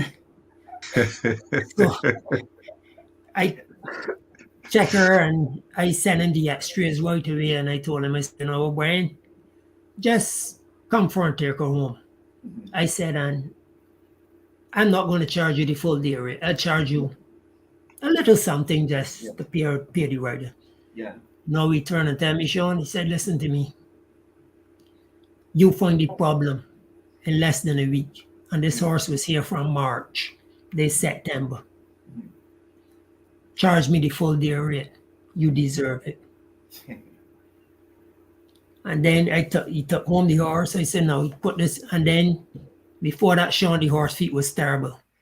The horse wearing a size 5 and I had a size 3 shoe on. Why So, do you do that, man? I find a lot of people do that. Exactly. So the horse had corns. Wait, hang on a second there, because this is one side of the business that I absolutely knows nothing about. I think you need to explain this to people who are very curious about it. The shoe size of the Well, horses vary in sizes, and they have a myth that the bigger the horse foot, he likes turf, but I don't believe in that. Some of them got big feet and they only like turf to eat grass. Some of them can't run a lick. So I don't believe in that. Have the heart in the right place, and you do everything, and you give him every chance, then he will prove himself. But as Sean will tell you, Sean, no. People they say, oh, he got size 7 foot, and he should like turf. I say, he like turf. He like turf to eat. That's the only time he like turf. So some blacksmiths tend to, I don't know if it's the easy way out for them or if that's the only shoe they have and they want the business, but not knocking anyone, but they just slap on any shoe, right? But I don't care who get mad at me or not. I have the best blacksmith at Woodbine. And you know who's my blacksmith, Sean? Who? Kate, But Katrina, she was your mine when I was girl, here too. So I the agree. best blacksmith at Woodbine. I second that motion. Last name. Best blacksmith at Woodbine, Kate. Yeah, she's great, man. What's Kate's Kate's last name? What's Kate's last name now, Sean? Listen, it's so long, right? That Exactly. Let's It's start Katie, with Katie. Does it start with a V? yes. Yeah. Yeah. Okay.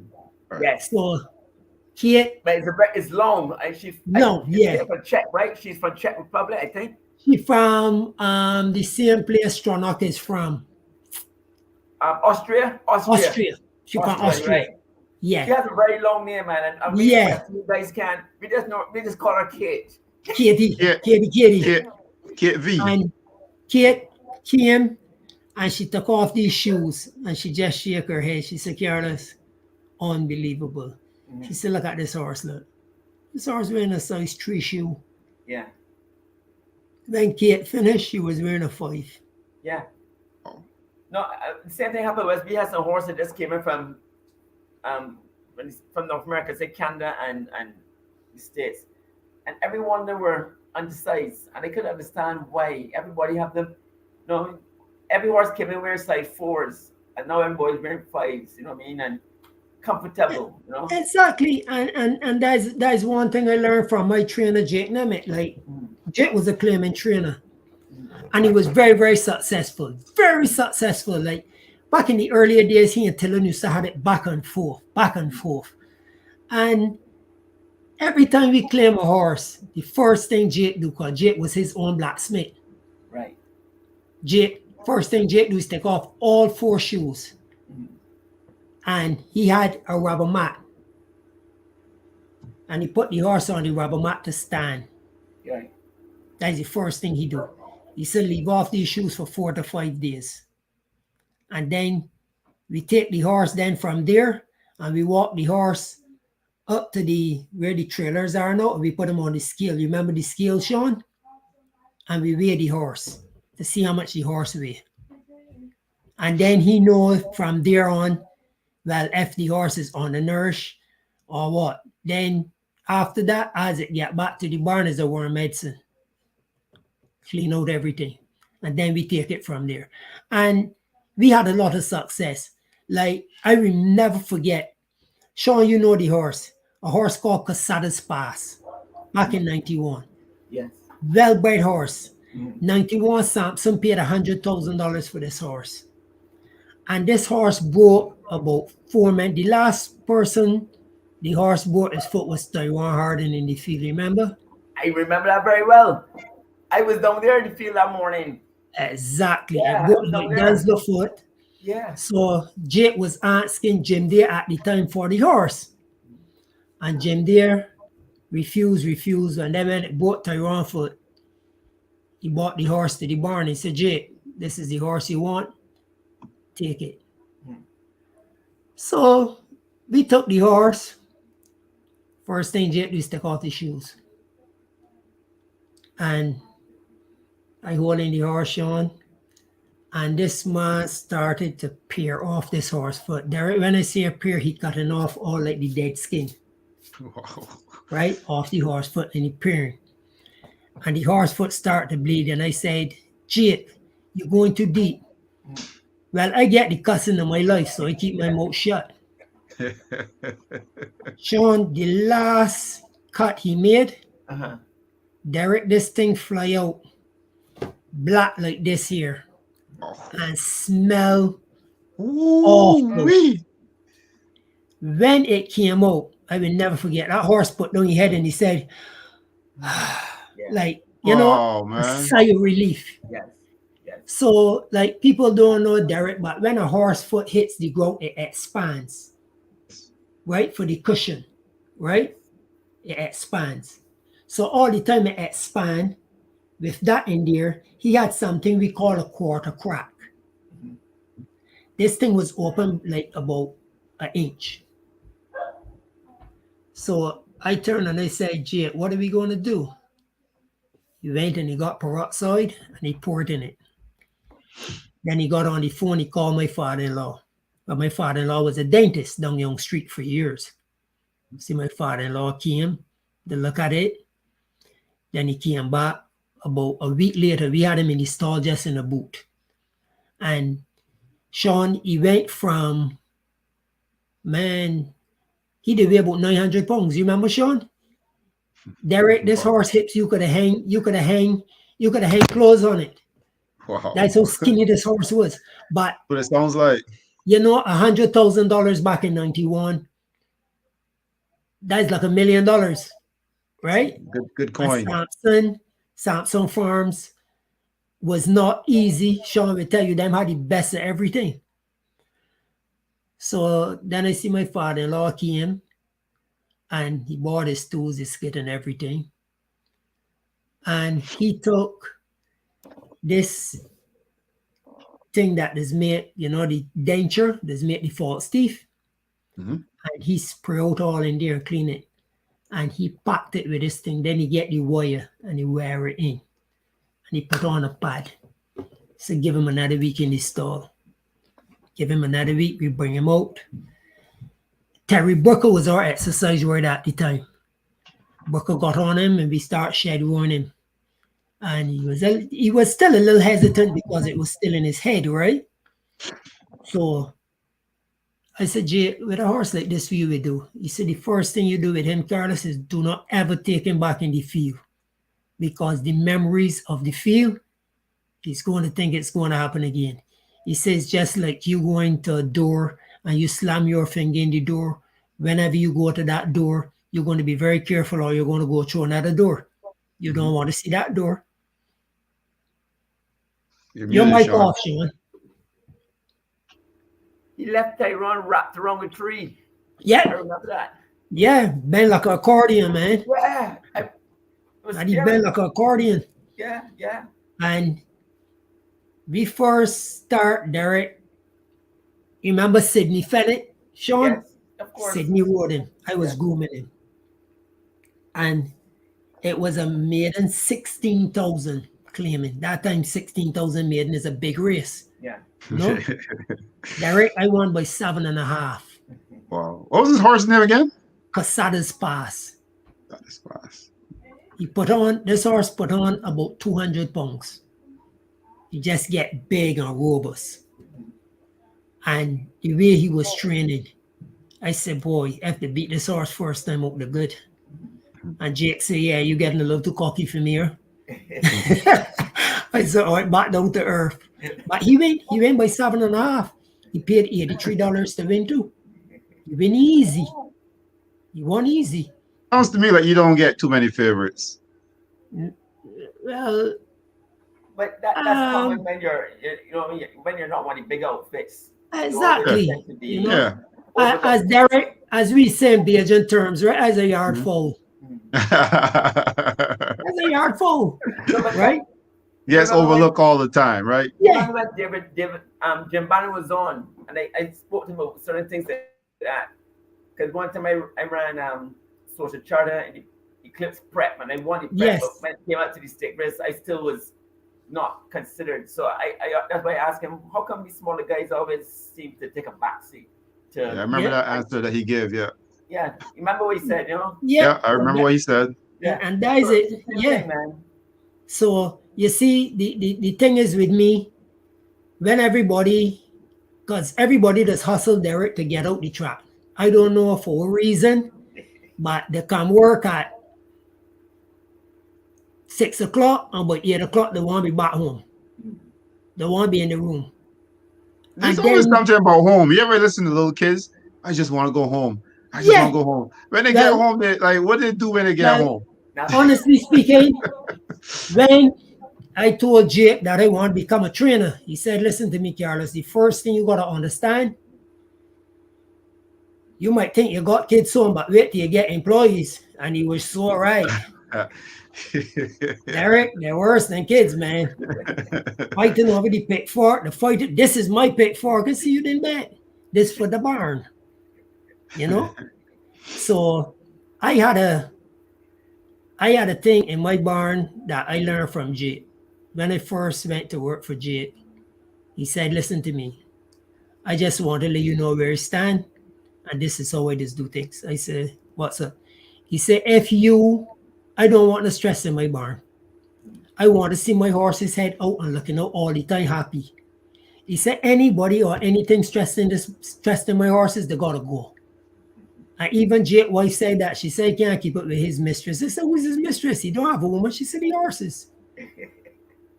And he said, if you go to sleep and you wake up on the wrong side of the bed, you got two choices. Roll over and get up on the right side or fall in sick. Interesting. Or leave it at the east gate. Don't bring it in my barn.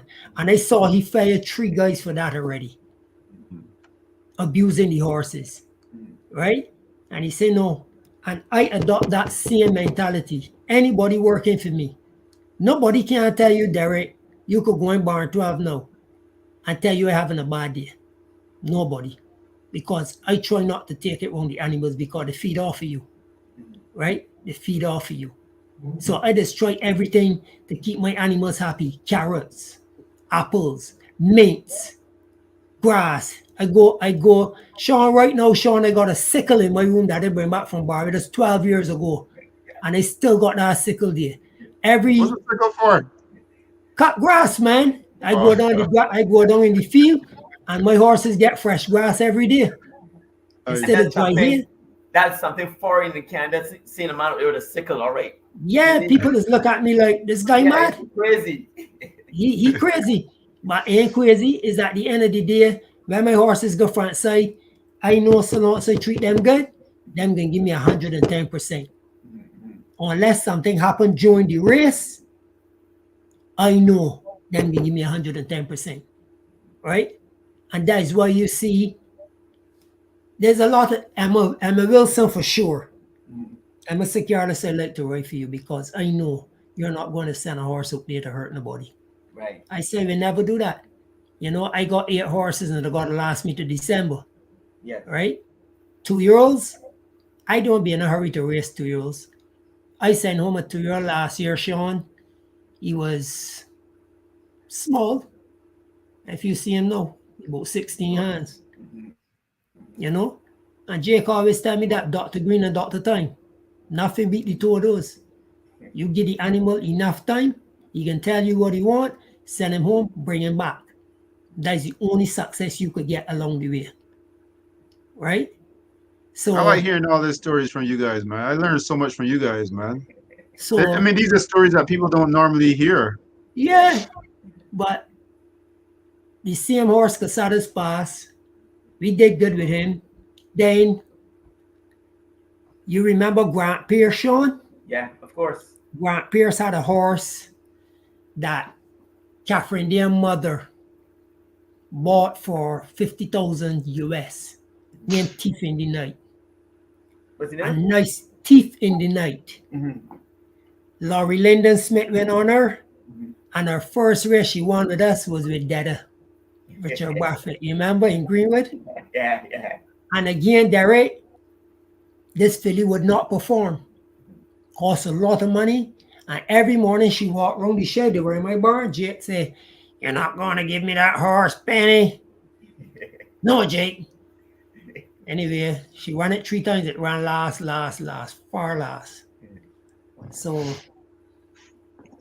one morning, Penny came and she said, "Jake, you can have her. She's no good." Jake said, "Really? Okay, I'll take her." That's just what he thought. The first thing he did, he took off the shoes. And then he said, "Careless jogger." And he was behind the horse standing. And he said, "Put her inside. I didn't know what's wrong with her." Sean, wouldn't you believe, from jogging her behind, he noticed she had an infection inside her vulva. Yeah. He called in Dr. Starmer, do up the tail. Dr. Starmer put in this tube, I said, what are you putting in there, Doc? He put liquid furosin and some antibiotic, and he put in a tube and sew it off and let that drain. Derek, you think a skunk smell bad? Oh my God. That Oh, was man. that was nasty. That was nasty. And he leave every day Stammer will come and flush it, put on antibiotics and everything. And if you get her right, the doc said, well, you guys could carry on and run her and see what happened. First race, Jake said, Carlos, who you want for this horse? I said, I want my Barbadian guy. I want Richard Buffett. We call him Dada. Dada. So my father-in-law that owned the horse. And they asked Jake in an interview, why you put this horse in for 20,000 and it can't even win for 5? First thing Jake said was, ask the horse. Like first thing he said, he was a crusty old guy. So we put her in for 20. We put up Dada. So she won. 1 for 20. 63 to 1. 63 to 1 again. Agreeing with Dada.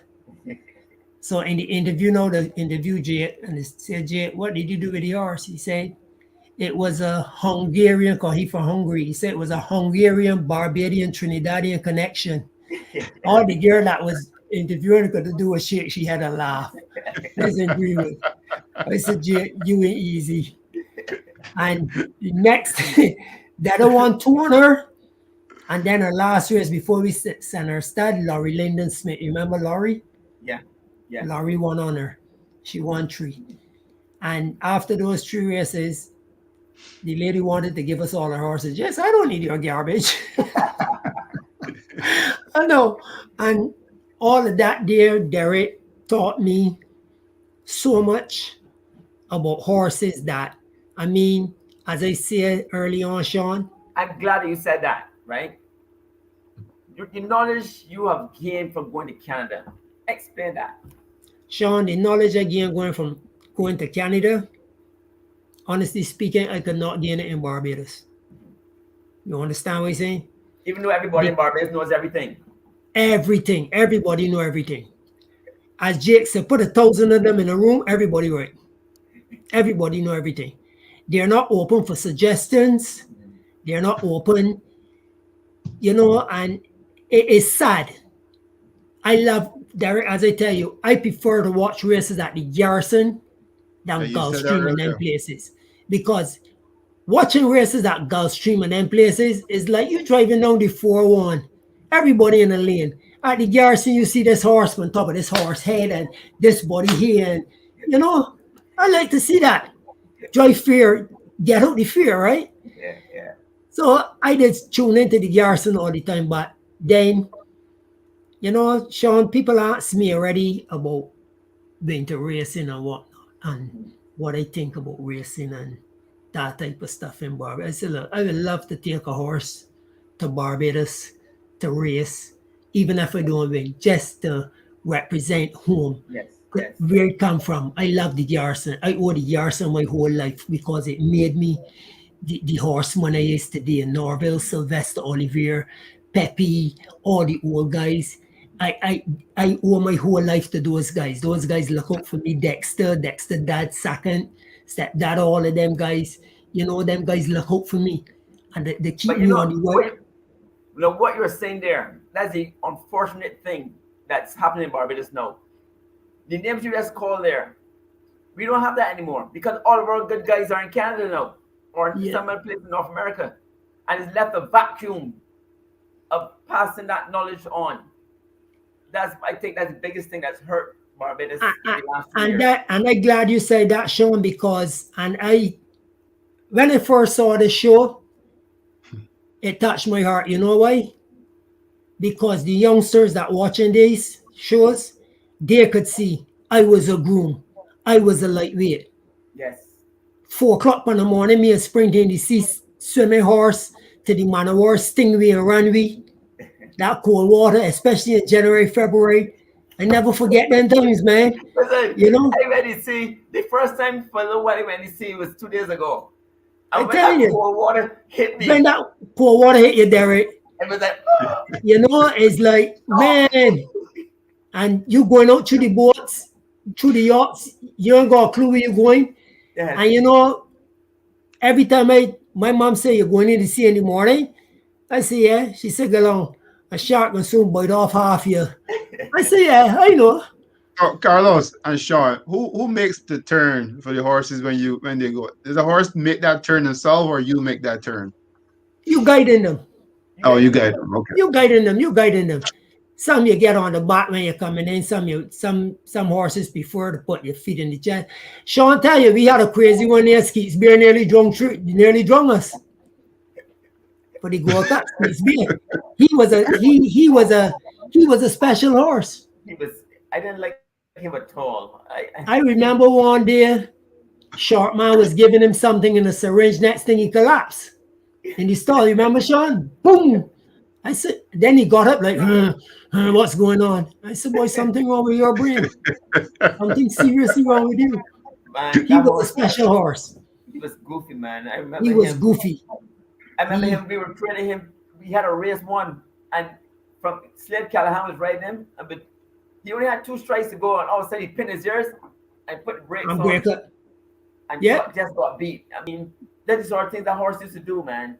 Man, he did something else. No, but the knowledge I have now, I didn't have back then.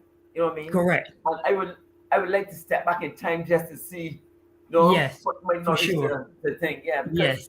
horse like him to me, I just said early on, they always got a problem, man. Something. They always have a problem. Yeah, They can't yeah. talk. So you got to Can't figure it talk. out. Yeah, you gotta And figure it out. Derek, that is my love. Mhm. That is my I satisfaction. think so. Yeah. Just figuring When, that thing out, right? man, when you see me get a horse that other people can't figure out. I had a horse years ago. One of Jake owners, he left when Jake died and he went to John Ross. And he brought back a horse called Archie Man to me. And he said, Carlos, you know what? I don't know what to do with this horse. He won't go in the paddock race there. He won't go in the box. He won't train. I said, all right, leave him with me. I'll deal with him. Sean, I took this horse to the paddock. I will tell you. And there was a vet, a very strict vet. They call him Twister. His name was John. And I took this horse over to the paddock from the first race. I have never, usually Derek, when a horse want to pee, he would spread, put his front feet out and his back feet out and he pees. Derek, this horse stand up like a human being and pee himself. When I got him in the paddock, he was so scared. Wow. He trembled. And I kept him out there for about four or five races. I was so tired. And the last time I brought him back in the paddock, he dashed out the saddling stall. And I look at him and I said, buddy boy, I leg weary. You gotta go, man. If you want to go, go. I'm done with that. Don't you know that horse you ran up the saddling stall, Derek? Stand up. Watch me. Walk right back in the saddling stall and stand up on an angle.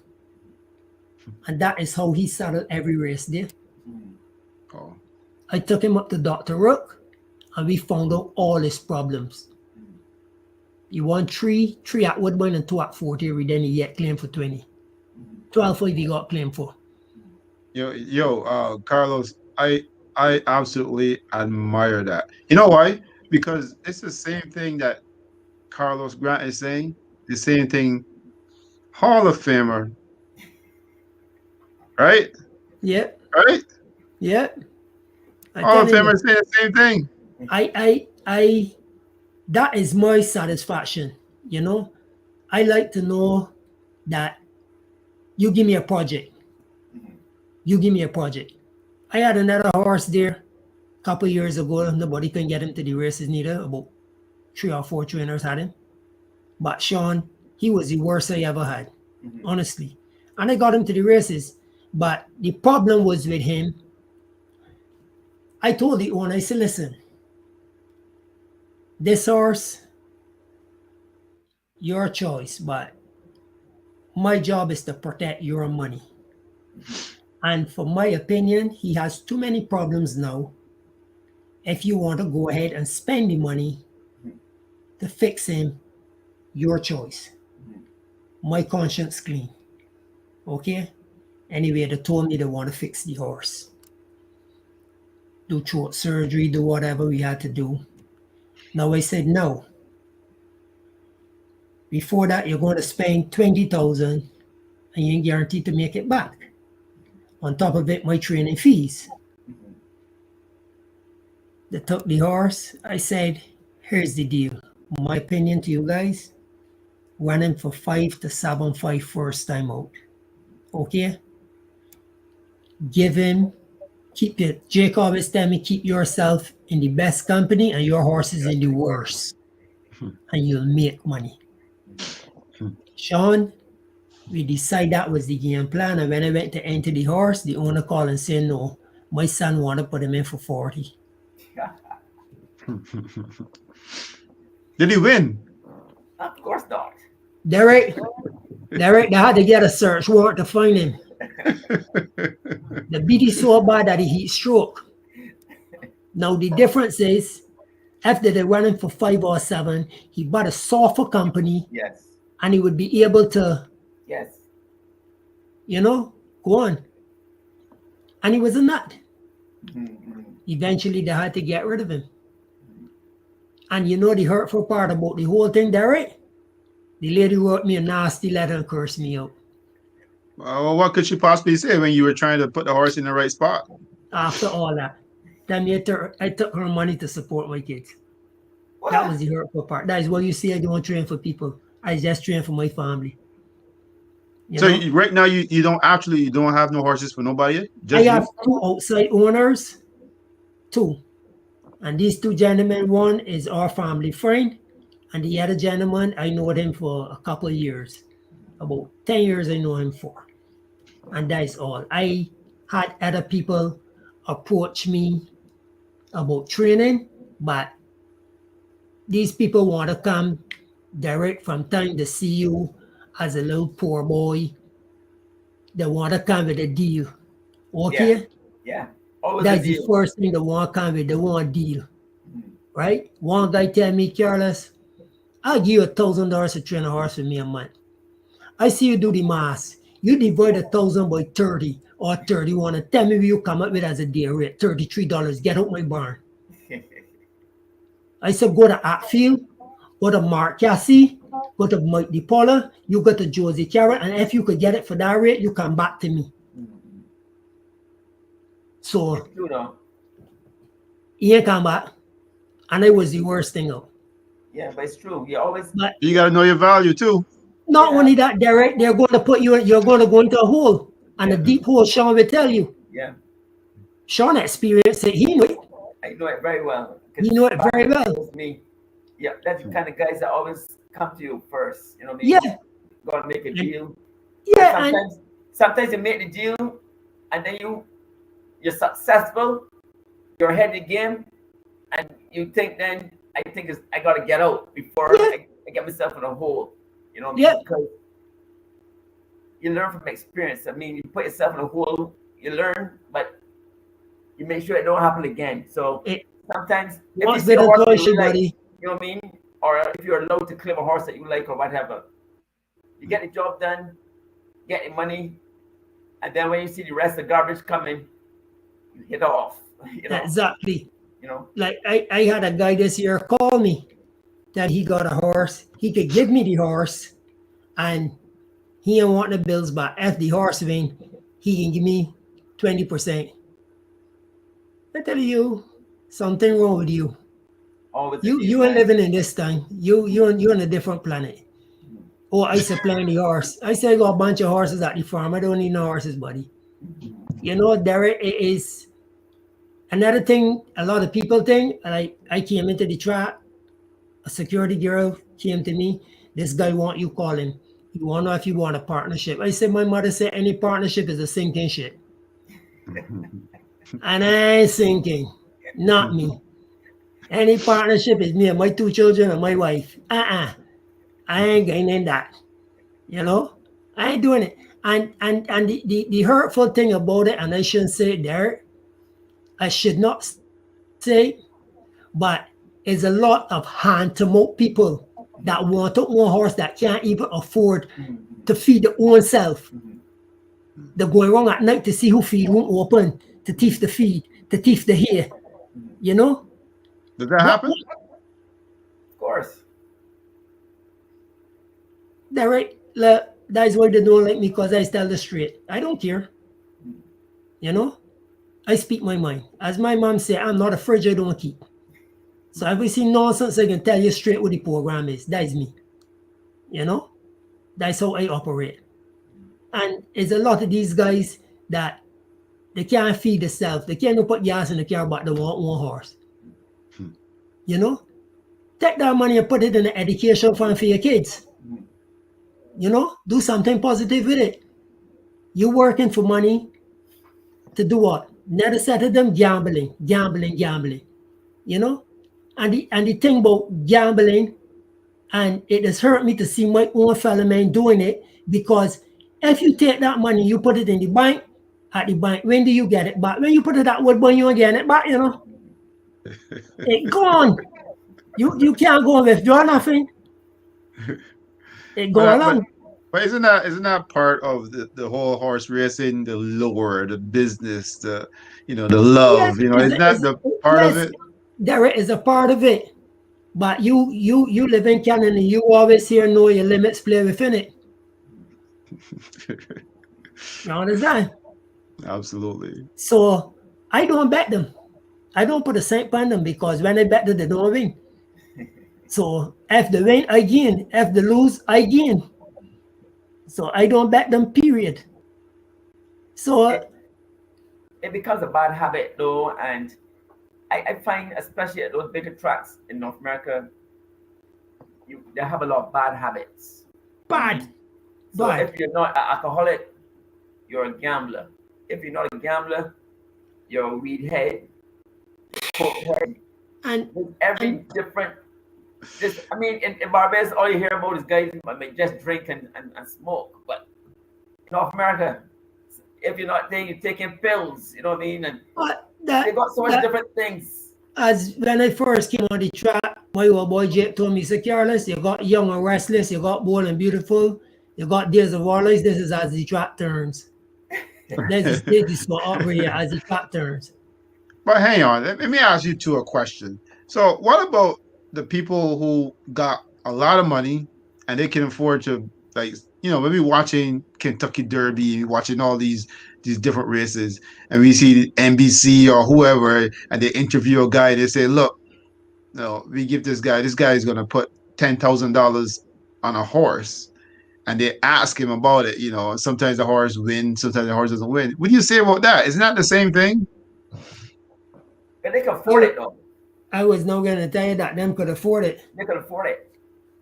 For me, that's the difference. They could afford it. And as my buddy Darwin Clark said, it's called insanity. You're doing the same thing over and over and over and expecting results. It ain't gonna happen like that. Put your money in the bank. Everybody, I get cursed regular when I go front side. The Jamaican guys is tear strip off of me. Because when my horse win, will you want to give me that? I said, but if I give it and it lost, you're going to curse me. And give you it, and it win, you curse me. So I can't win to lose. So the best thing for me to do is keep my mouth shut. And these is guys after races, I witnessed, Derek. I witnessed these guys after races. So broke that they're walking around picking up tickets looking to see if they could get lucky. Now, how sad that could be. How sad that could be. You know what I mean? It's sad. And it has hurt me to see my fellow Bajans come up here and adopt the same habit. You get an opportunity a lifetime. And when I look and I say, see, you know what? You got an opportunity that another person in Barbados that willing to do something with it will be glad. And you up here making yourself a nuisance. I don't like that. I don't like that. Try and keep your head above water. As my mom say, you got to keep your head above the water. Tread the water for as long as you can and keep your head above the water. You know, because in every day you're going to be 20, in every day you're going to be 30. You know, then now when you get 80 years old now, you on the street panhandling and you want people to feel for you. You know, but look what you do with your youth, right? Make here while the sun shine. And that's how I just live, you know. That's some I real just talk. always, Derek, remember my mom up to this day. I just still hear my mom in my ears, you know. Always make the best of a good opportunity. As I told Mr. Headley earlier today, Sean, I Yeah. told Peter Gaskin, when I get back to Canada, you gotta get one and cannons down with the draw to blow me out. Go on, laughing. I ain't laughing. You could talk you like. I make sure I can be like a flying fish, Sean. I season in here. Ain't laughing. And they deduct me. Me? When I left Barbados, I left it only my mother, my sisters. I left it nothing else behind. Too many women in Canada, brother. Well, Not me. Carlos, I want to ask you about last year, Queen Split, the horse. Any future in that horse? You still got it? Yeah, well, last year, Queen Split. Emma was the original rider. And as I say, rightfully, he should have been much closer in the play trial, but it's horse racing. You Mhm. know, it's horse racing. You need luck on top of luck and God with you. Because when you turn them loose with the jockey, only God can help you. Now, Pray for a good trip. Pray your that you get jockey, up.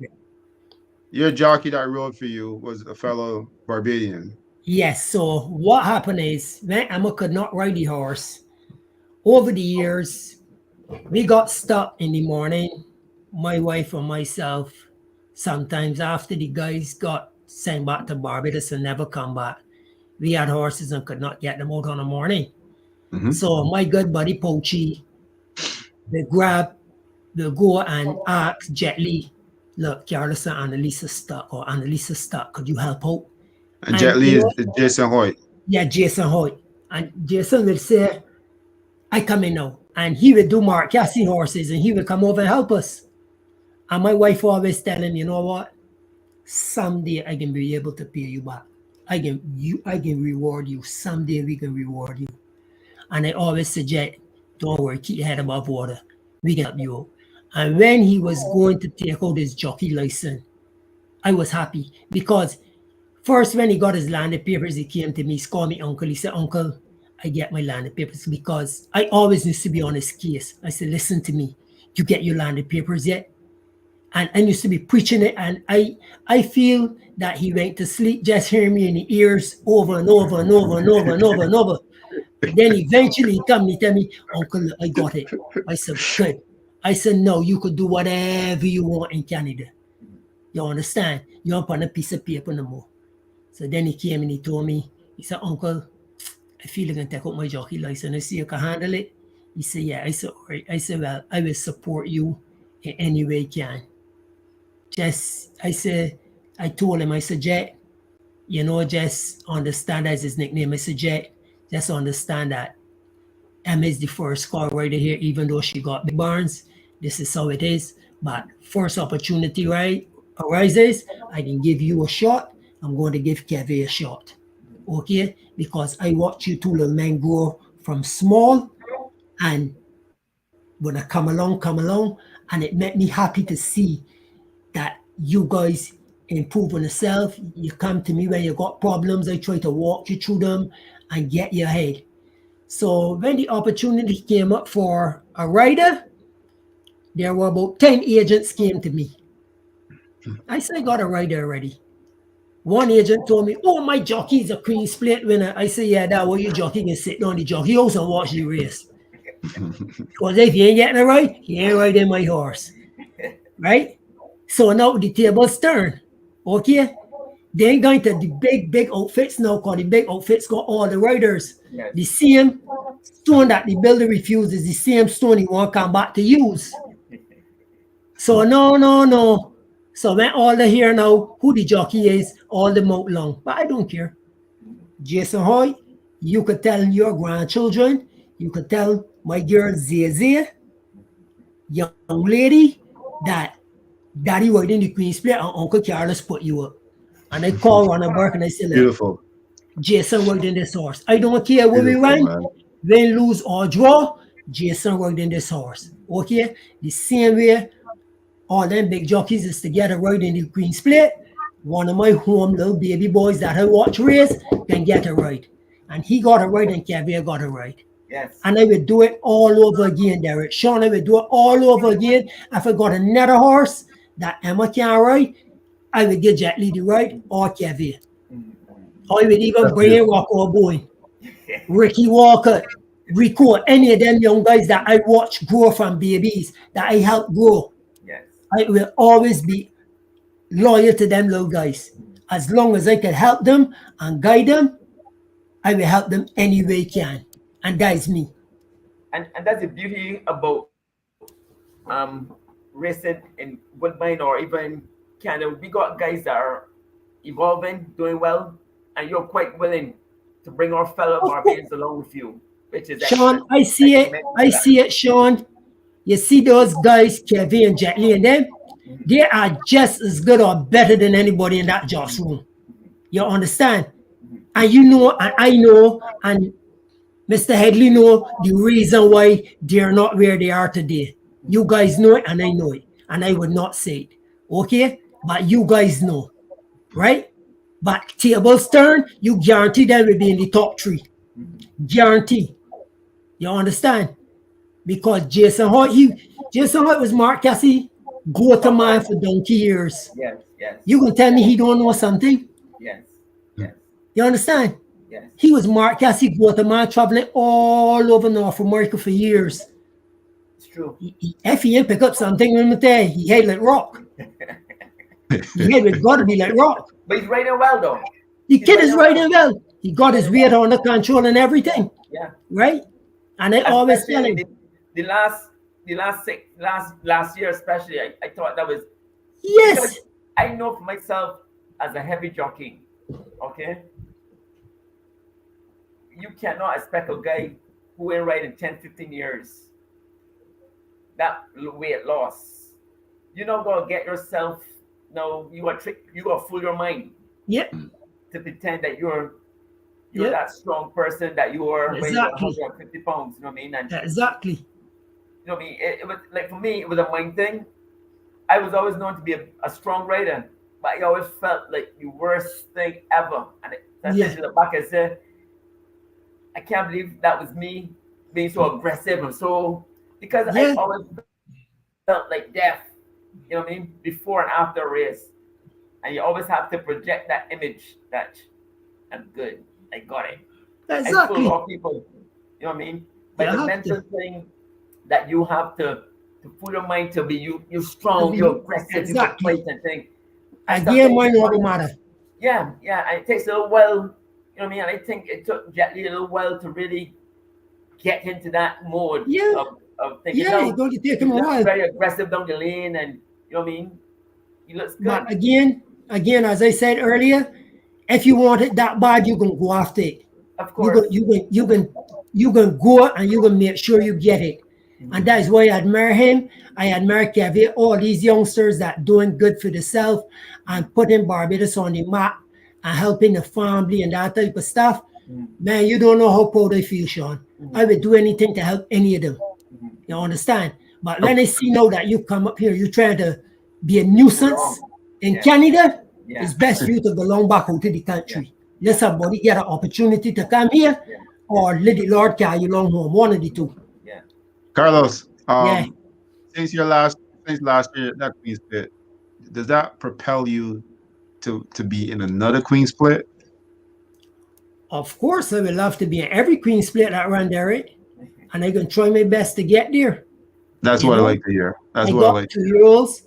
I got 2-year-olds. I got a 3-year-old there, Sean.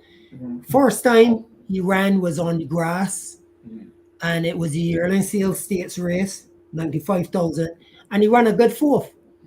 But then a virus went through my barn, 1 year he had the herpes virus, and now the NLA. I started the year very, very good because I got a horse named Pino in the purse from a trainer, Nick Gonzalez, and his wife Martha. They were like mother and father to me, and Sean know them good. And I used to winter horses for Martha. Martha always looked out for me, Lord rest her soul. And she was like a mother to me. She would give me 8 horses to take on the farm to winter just to, so I could eat. You know, my child could eat, my kids could eat. And she had this one filly, and she brought this filly down to the track, and it hurt two riders, two Bajan riders, it hurt. And she told me, she said, take it to the farm. You got to figure out this horse for me. And I took her to the farm, and first day turn her out. I looking at her, and I saw her lay down. Usually, Derek, it does be a horse like to roll, and when they go on the ground, they roll about, and that's be like a natural chiropractor to put the bones back in place, that type of stuff. But this filly, what I saw, I never saw yet, is that she went down and roll, but when she rolled, she was kicking out all 4 feet with force. And I never saw it before. So I called my chiropractor, a guy named Scott Hyde, and I explained everything to him. And he said, Carlos, remember how I showed you the checker under her girth line? I see. He said, do that and tell me what you see. Derek, she flew up in the air like a cat. Off the ground. And just fly around at me like ears back. So I told him, he said, her ribs are out of place. I said, what? So he fixed her up. I told Martha the situation, fix her up. Anyway, she got attached to my kids' school. My kids used to feed her when I was at the track, give her a lot of hay, give me a lot of hard work to do when I get home. But she fell in love with them. And they took her back to the track 4 times, Derek. This horse went to the farm. The last time, Martha was on her dying bed. And Nick came over and he said, Carlos, Mom asked you to take Pino. I said, really? And she named Pino, she named the horse Pino in the purse because she used to have a little snap brandy in her purse all the time, and they call it a Pino. And that's why she named the horse Pino in the purse. So I told him, I said, okay, and he said, well, I downsizing and I getting rid of a lot of horses because I'm not here anymore. I said, okay. So I took her home for the winter, worked with her. Find out her problems, got her over them. Pouchy came up, and Pouchy used to call her Sean Nincompoop. He said she's a nincompoop. I said, man, stop calling my horses old-time Bajan names, man. She's a nincompoop. You got to give nincompoop little juice. I said, no, don't do that to her. Don't you know, Derek, I brought her down. First start 1, second start 1, third start, fourth start 1. 3 out of 4 wins. And then our good buddy Ricky Griffith claimed her. And when Ricky went to claim her, there were 9 claims in for her, 8 people besides Ricky. Wow. 8 people besides Ricky. She ran yesterday at Gulfstream Show. Safi Joseph got her. Okay. Yeah. She ran yesterday, but she didn't run good. She ran last. Okay. But she's a funny filly. She's a very funny filly. Right? And again, not crossing you, but one thing I could say, right, Derek, about Carlos, I'll be talking about pre-split just now. He's one Barbadian I know that will always have a chance of doing that because they breed their own horses, and the law of average tells you that you got to get something good. You're not gonna get good every year, but every 3, 4, 5 years, something good is going to be bred by you. That's going to take you there. Well, you see, Sean, what we're doing now, as I told my brother-in-law, what our game plan is now, every year we are looking to buy a mare out of Keeneland. Right. So we bought a mare this year out of Keeneland by Smarty Jones, right, out of a Monarchos mare. Right. Both Kentucky Derby winners on both sides. Yes. And she was in full to Golden Saints. Okay. That is the son of Into Mischief. Yes, yes, Into Mischief is 125,000. Golden Saints is 15, yes. right? So I told my brother, I said, look, all successful breeders upgrade the broodmare barn. Of course. Sampson did it. Mhm. Nobhill did it. Winstar did it. You know, and the people more worry about the stallion. They don't worry about the stallion. Mirrors, You man. know, and I just tell people the stallion is the sperm donor. Yes.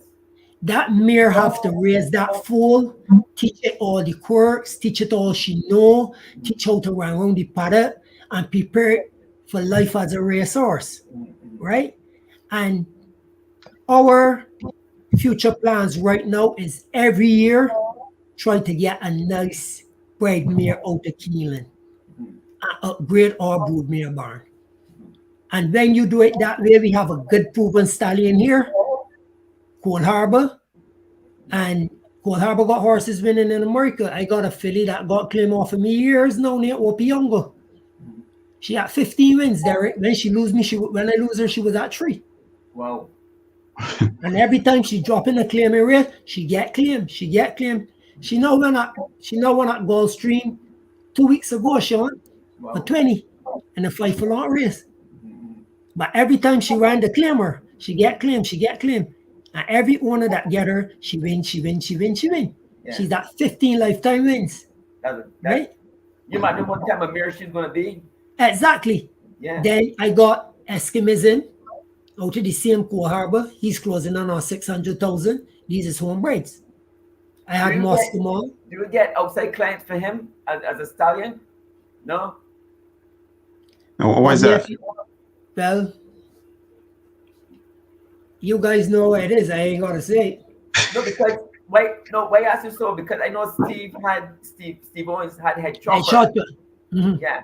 And I know that he told me, I asked him, Steve, why don't you know me? Just go to one of those bigger farms. But they wanted like 30 or 40,000 even before he steps into the door. I mean, exactly. Yeah. And not only that too, people want to come to Coal Harbor. Sean, the start fees $3,500. They got a year to raise that money and they want a deal. Yeah.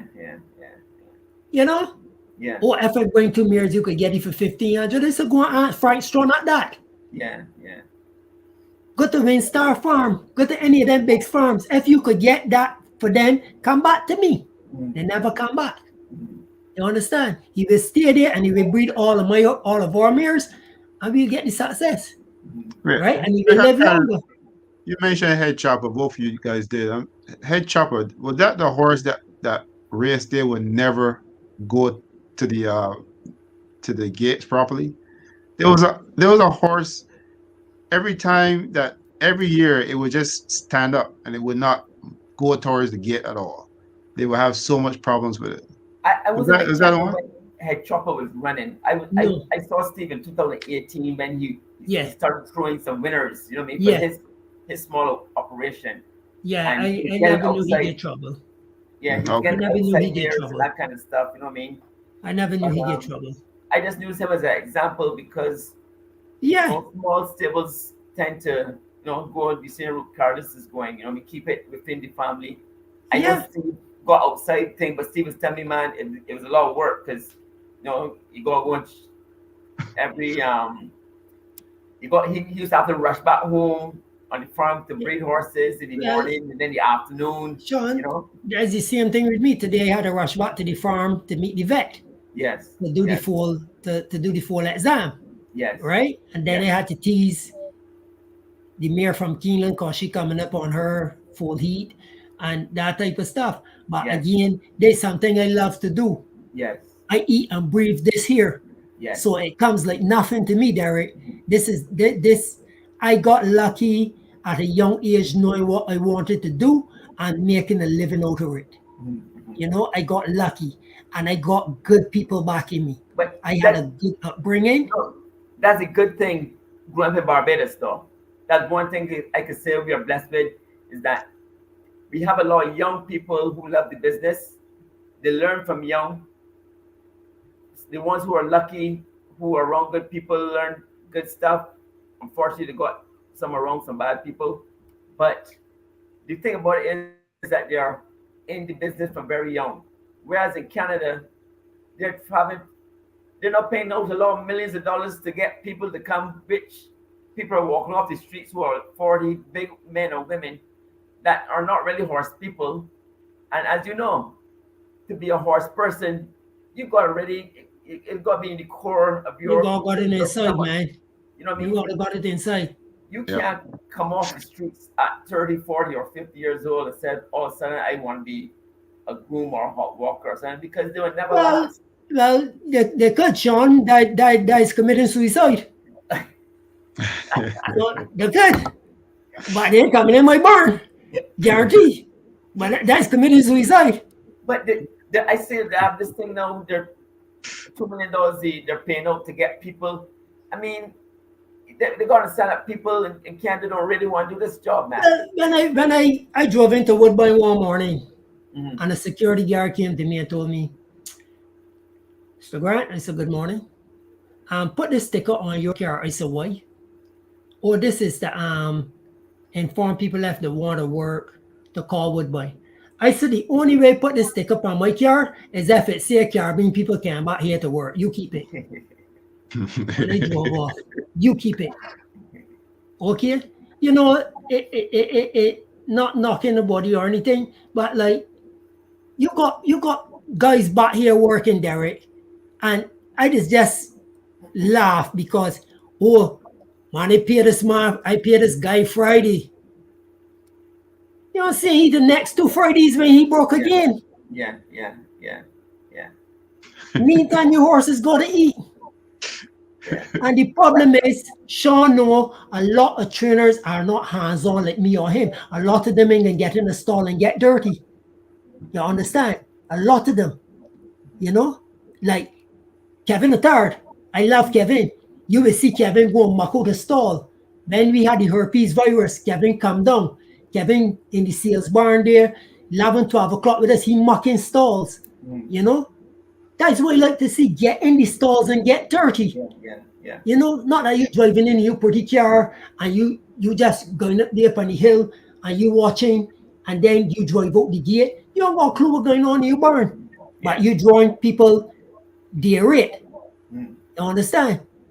You got to be hands-on in order to be successful. If you're not hands-on and figure out your animals, you're not going nowhere. Yeah. And then you're frustrated at the end of the day. You don't Does that help or hurt you? If you stay on top of the hill and watch, does it help or hurt? Hurt. It helps. It helps you to be in a warm car, keeping your butt warm. But financially, it helping you to go bankrupt fast. Very fast. Believe me. Horses can't talk. They talk to you in a sense, but you got to listen to every word they say. You got to figure them out. It's like a puzzle, a jigsaw puzzle. You got to put it together. And if you don't put it together right, you spend your whole life trying, right? And that is one of the things I admire my mom for too. My mom was always a person to get up and get, you know. My mom, Sean, will sell pudding and sauce. She sell her pudding and sauce. She sell her sweet bread. She sell food, you know, all those things to get us by. You know, that's how my mom used to operate.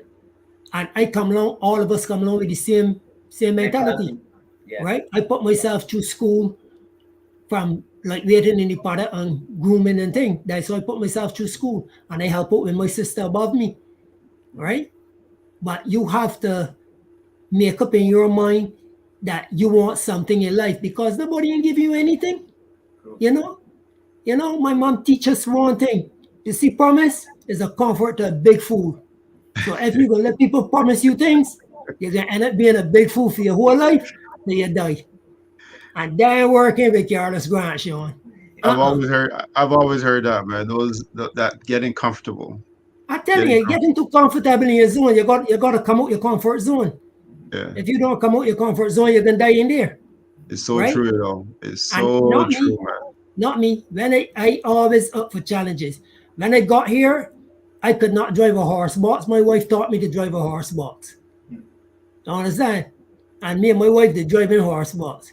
She taught me how to put down the handy part. I had tractor license from back home, but I was rusty. She taught me how to drive tractor. Everything. Now my wife does do it all. She's more man than me. She's do it all. Believe me. On top of it with kids too. Believe me, Derek. Sometimes she make me look stupid. Honestly. That one. I'm telling you. You will tell you, make me look stupid. But Hey, you know, I me, want I be a to gent. ask. I want to ask you this question. So, as a trainer, right? Yeah. Besides winning the big purse, is there anything else that excites you more than just winning the big purse? I think I figured it out when you were talking all along, but I want to hear your thoughts. There, my excitement that does excite me is to see a project horse I get that people say would not win again, would not race again. I don't look at the purse. I just want that horse to cross the line first and give back those owners some money that they lost, and that has been my enjoyment. That is my enjoyment. My enjoyment is raising a baby. When my foal's born, I was the first person to see, and I raise them till I train them as race horses. And when they pass that post first, that is my satisfaction. That is what I enjoy most. And I just go back home and I grab the mirror and I say, your daughter did good today or your son did good today. That is my enjoyment. So they're born with me from time they're born. So all through them career, if they don't get claim me. I had an incident years ago when Paul Attar was training. He claimed a horse off of us called Barbie's Jewel. And one morning, she dropped the ride at the main track and ran straight back to my barn and went in her stall because it was empty. Believe it or not. And John told me, Carlos, Barbie in the stall. I said, who Barbie that Paul Attar claimed? I said, really? She dropped the rider. And I called Paul. I said, she's in the barn here. She ran straight back in the barn, right in her stall, because the stall is there open empty. So horses is stupid. She tell me, I don't like it over there. I want to come back here. Unfortunately, the slip was in for you, so you got to go. Yeah. Right? That was it. You got to go. You got to go. Yeah, you got to go. Right? I had another filly there named Sugati. And Sean, let me tell you, the only reason I bought her is because she was by Bola. Exactly, that was the last line. Mm-hmm. But 2 turning knees and I won 3 with her. Okay. She got claim, and the soul has a riding horse for $2,000. They can get her trained. Mm-hmm. But again, I don't train all of my horses the same way. Yes. I train them accordingly to what I see and how they are and how they just eat and that type of stuff. Them is things that's how I was taught. Right? That's how Jake taught me. I never see Jake train all horses the same. Right? He trained them differently. So it's safe to say that Jake Nemeth is to you what Laurie Severe is to me. Correct.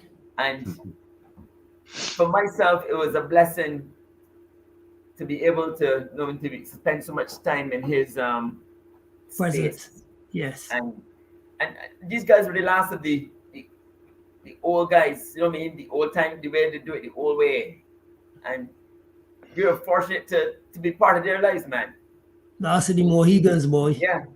Yeah, you're right. And I tell you, I went trade it, man, because for what I learned with those guys, and that's why I'm saying again, I'm willing to pass on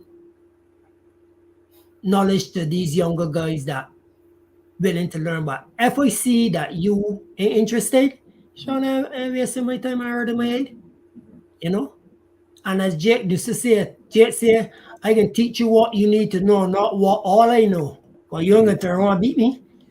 Laugh at me. I got to keep 1 or 2 tricks in the bag, right? Exactly. So I say, one thing I could say though, that you get enough knowledge where you could kind of decide right from wrong for yourself when you know what I mean, you get there. That's my take with being Laurie's because as you know, Laurie was a 2-year-old guy, you know what I Yeah, mean? yeah, And that a lot of his 2-year-old things or what he's done, you know what I mean? How to prepare a 2-year-old and that kind of stuff because it's obvious when you are good at what you do, it's something you're doing right. You know what I mean? And I think Laurie correct. Seabury used to do a lot of good things, Oh yeah, especially like when you watch and see how you were trained a 2-year-old to how other people you look, you understand, exactly, you understand. I can exactly. see why he was so successful because And not only that too, Sean, you see, one thing I learned from Jade, with 2 year olds, Jade Secureless, Jade never used to go by this thing that all horses' birthday is the 1st of January. Jade train horses according to when they're born. right, Actually Train born. them yeah, exactly. Because I'm going after you and you born in May man, and I yeah, bring in you. You're not a 2 year yet, you're still a yearling. yes, yes, And that's one thing I learned from Jake. He's horse like that. Now you send it back home, bring it back at 3. yes, Let it grow up. Let it get big, right? And that's one thing I admire Josie Carroll for. About 2 years ago, Josie Carroll was speaking to me on the rail, and she said, Carlos, you know, if Jake was to only promote himself, he want to be the top trainers around here. mhm, I say, yeah, but that wasn't Jake. mhm, You know, Jake liked to be at the barn with the horses and the workers, just like me. And that's where I adopt the habit from. mhm, You know, I can't find myself going out front side, you know, pestering. People come to races to watch the horses run, and you know, the horse get beat, and then I as a trainer, as I see a lot of them do, gonna go to the gentleman, oh Mr. Headley, you know, if your horse had on blinkers, it would have been, you know. That is wrong. If Mr. Headley want to make a choice to switch after this race, let him switch on his own, not you breathing down exactly, your neck. mhm, The gentleman come to watch your horse run, win, lose, or draw. And that is something that I can never find myself doing. mhm, Let my stats speak for itself. And if you want me, you could find me. Simple. Call Woodbine, race office, and get my number. mhm, If you're interested, sure, let's start. Let me see what you bring to the table. And that's how I operate. But I cannot find myself going pestering people for horses, you know, bad mouthing another trainer for a horse. No, no, no, no. I don't see my, because at the end of the day, you know, no matter what, that trainer family got to eat too, right? mhm, He That's family right. got to eat too. So if you bring a horse and give it to me for me to train it and got a problem and I could figure it out, sure, I ain't got no problem because that might lead you to give me another one or lead a friend of yours to give me one. And in no time the stable grow, mhm. right? But those type of things I don't like. I don't like. You know, as a very straight up man, I tell you what the program is. You either like it or you lump it, one of the two.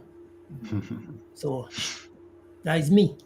So the future looks bright for you, Carlos. I mean, you guys are breeding your own horses. You're putting your horses to the test.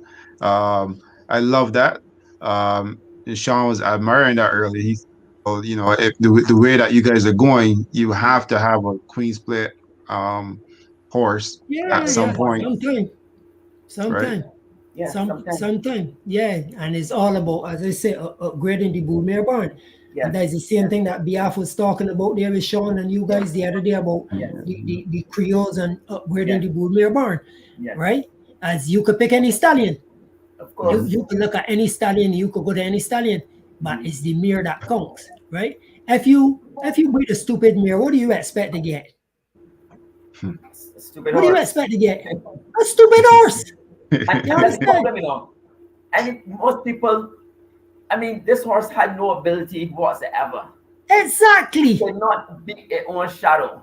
Exactly. And yet you want to put a stallion on top of it. Bah! Everybody want to make a filly a mare, You know what I mean? but it don't work like that. It don't work like that, man. You It don't know, work like that. you got a dummy. How could you put a stallion on that and you expecting for miracle?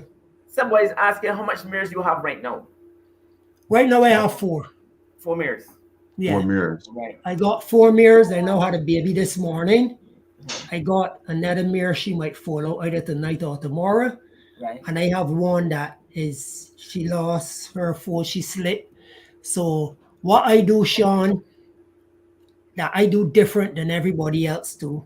Like I got a mirror that don't have a fall foot. I turn her out with the stallion. I pass the breed. With the stallion? Yep, I pass the breed. I got a mirror right now outside living with the stallion. But I've seen that done. I mean, I had a horse one time. I took him Yep. and he used to live with the mirror. He bred her. They live Yep. together. And it's amazing. They live quite good after Yep. the season is over. They don't trouble one another. They Because he not going to go there because if he have a deaf fish, he will go there. yes, Because she's yes, not in yes, season. yes, yes, Right? The yes, mirrors is people don't know the mirrors is put the stallions in the place very fast. yes, correct. Very, very fast. They just put them just like how your wife will put you in your place, doghouse, get out there. Not, You know? it's not time yet. Ain't ready Not yet. time yet. Get out there. You know? That's how they just do it. You know? But listen, I want you to do me a favor, man. When you get one of them horses that kind of ignorant, I want you to do this for me, man. I want you to name that horse a stupid horse. No. He can run like a stupid horse. Horses run by the name, Derek. No. No. Derek, my father-in-law had 2 names. He named 2. And you know what he named them? Hopeless and useless. Hopeless was hopeless and useless really was useless. No. We ain't doing that. No. Listen, No. I gotta chime in. Sean, huh? Sean, I want to say this because I hear an old man say this one time. Old man said the horse had this really ridiculous name. And I was passing by, the old man was like, now how does he expect to win with that kind of name? He's right. He's absolutely correct. It's absolutely correct. Horses run to the name, man. They're hard to the name. You gotta have a good name. You know, my mother-in-law even stopped my father-in-law from naming horses. Broken down boozer. You know, what do you expect? And then the running all down the field. You can't even find them with a search warrant. You know? No. We're not doing that. We're looking for proper names. So Yes. my brother-in-law, he's big into the Aboriginals Yes. and that type of stuff. So Yes. all of our horses, we just try to name them after the natives. Yes. Mhm. So that's where you see us got the names Muscamore, like Eskimism and Is it? Ndiabi. So, okay, can you tell me the meaning of some of these names then? Eskimism, what's the meaning of that? He's one of the tribal chiefs. Tribal chief, okay. Yeah, he's one of the tribal chiefs. That's a wonderful name. Yes, Eskimism. And he turned out to be good. Like, you remember, Sean, years ago, I bought a horse out of the seal. I went to this farm looking, Dexter was working on this farm, and I went looking for a filly to put with a filly with mine. Because I had one filly, and I always like to keep them so they could play as babies, as you know, Sean, and have company. So I went up to this farm, and I look at the filly. I look at the fillies. I went over to the boys, and there were about 10 boys in the spot. And this little chestnut one, he ran and come straight to the fence and bite me. I see you bold and feisty guy. Who's you? So I saw the name tag on the halter. So I jotted it off. So I told that. So I said, tell the lady, I'll give her $1,500 for anyone. The lady, she said, okay, I'll leave it with my husband. Anyway, she ain't get back to me. So I said, wait, Dexter, what's going on with the 2 little horses? Man, the lady see you come to she expensive farm to make she shame. So she already said she could say she ain't interested. Yeah. Derek, she keep that horse for a year later. I get it in the year and sale for $1,200. He met $576,000 guy Piego. That's how it is. And Guy Piego is lone wolf. That's the meaning of Guy Piego, lone wolf. Lone wolf. And he made $576,000. Wow. And the only reason when the breeders, Tyler was posing for the camera, and you see John on the outside. John will catch you right when you wear at field horse. And then I meet at field horse twice after in the Halton and the Voice region, and I beat it both times. Both times. Both times, I, yeah. I was just about to say outfit probably sitting back, relaxing and just smiling and enjoying this. Yeah, yeah, yeah. You know, when you come into the wear with like a trainer like Roger Atfield, you know, it make you feel special. You know, it make you feel special, man. I butt heads with Mr. Atfield, or I butt heads with Mark Cassie, I butt heads with Josie Carroll. So, you know, Jake always tell me, Carlos, this is one sport that it could bring both the rich and the poor on the same level. Yes, correct. You only go get the right horse. Correct. And you on the same level as them. Right? Correct. And I prove it over and over and over. Right? I prove it. Right? I beat some of the best of them with nothing horses. Yes. Right? I buy horses just cheap by certain things. I look for in horses and I see it and so I like this horse, you know. But listen, your father-in-law was the king of that, though. Oh yeah. He was the king. Oh yeah. Huh? Yeah, he was such the king that he and Jake get drunk one night at the sale and bought this Boodmere. And when he get it next morning, he look at the horse and he said, he said, who's that there? I said, there's a horse called George Jackpot. He said, I bought that? He said, yeah. He said, my God, I bought George Jack ass. Because she threw nothing. Two front foot like this, Sean. I got here late. I'm now saying that you said you're not talking long and it's 3 hours. Is that true? Well, you know, Mr. Headley asked me how long I could go if I want to break Leroy record. So I said I would get a try because that's the only time I could beat Leroy. And I'm going for Darwin too. But then the only time I could beat the two of them. All right, this is the only race you can beat Leroy. Yeah, the only race I could beat Leroy, the only race I could beat Darwin. So, you know, I don't know who can break my record next, but as I say, everything I do, I want to be on top. So if I come up on top here with 3.5 hours, well, so be it. I take it. You know? What can do, Sean? Go tell it as it is. That's what you bring for the show, right? Have you guys started training already? Yeah, but it's bad. It's bad, Derek. It's bad. Last year, the 14th and the 15th of March, I already had horses work. Can't get horses on the track now because of the weather. And it's nothing to do with Woodbine or anything. It's just the weather. It's how the weather got it, right? Like, I went to the track one full day, and every day now, Sean, I shed ruin because the track came up sloppy, but I go out on the morning, 3:30, and I check the track. Yeah. And when the slop there, underneath the bottom now is ice. I see. Right?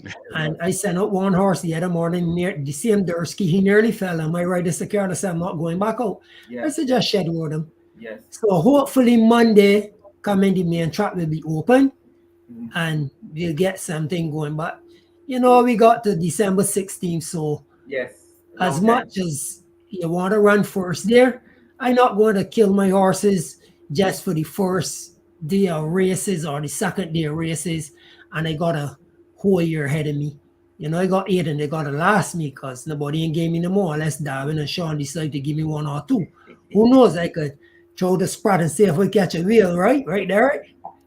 And never know. For you, man. Throw the sprat and see if we catch a wheel. Who knows? Darwin's sending horses all over the place, but not to you. You never know. Who knows? My luck might change, right? So he got my number. Who knows? Mr. Clark is the man. Yeah. Biaf is a good man. Biaf is a good man. Yes, Biaf, I aiming for the sky all the time. And with your help, I can get above the clouds, buddy. Don't worry. Hey, Carlos, I got to tell you this, though, because when I look at your races, I always feel like your horses, you train them to go long. Is that part of your plan or what? Well, not necessarily. As I say, I watch my horses carefully how they work, and most people is watch when a horse works, as they always say. But the most important part of a work is the gallop out. It tells me where this horse want to go, how far this horse want to go. Now, I could put a horse. I watch races different. When I'm watching a race, I watch my horse. All right.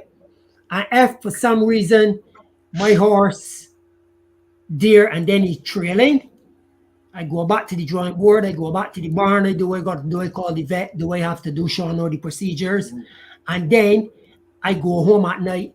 I pull up the replay and I watch the replay. And if I see in this replay that this horse only ran 6 furlongs, there's no way he going back a mile in the 16th. He going 6 furlongs. He ain't going no further than that because he showed me that that's the only place he want to go. Now, if early in the season, I always start a horse at 6 furlongs and the race finished now and the jockey can't get, he pull up to all back by the 3 furlong pole, but I know where he's going with him. You understand? That is a tight enough for him. I got a horse I claim off of Sampson Farm Store, Simon last year, and then right to strike. And my plan for him this year is to win all the long races. That's my plan for he. Well-bred horse by Awesome again. I claim him for new owners, some family friends, and as my brother-in-law tell them, to win the second start, and he tell them don't get too accustomed to this because this is the first time they're having a horse, right? And they won the second start with him. Yeah. But then at the end of the year, the races start to shorten up. And when I got him, he was hurting, and he was something we call thumping, like too much, the Lasix had him thumping, and there's a lot of things I had to do with him to get him there, but we got him to one. We got him to one. So my aim for him is longer races, right? I got other horses there that win at 6 furlongs, but they know what I love about my family here. We just wait for the right race to come. We don't try to jump in every race that we see in the book, whether if the horses go short and there's a race in the same condition going long, we ain't going there. I ain't going out there just for $400. Because all I'm going to do is pay Lasix, pay the pony guy. I can't even buy the feed to feed him. You know what I mean, Sean? You can't buy Bailey or Bailey straw. So the best thing to do is to wait for the right condition, the right race where he belongs to, and guarantee you can pick up a check.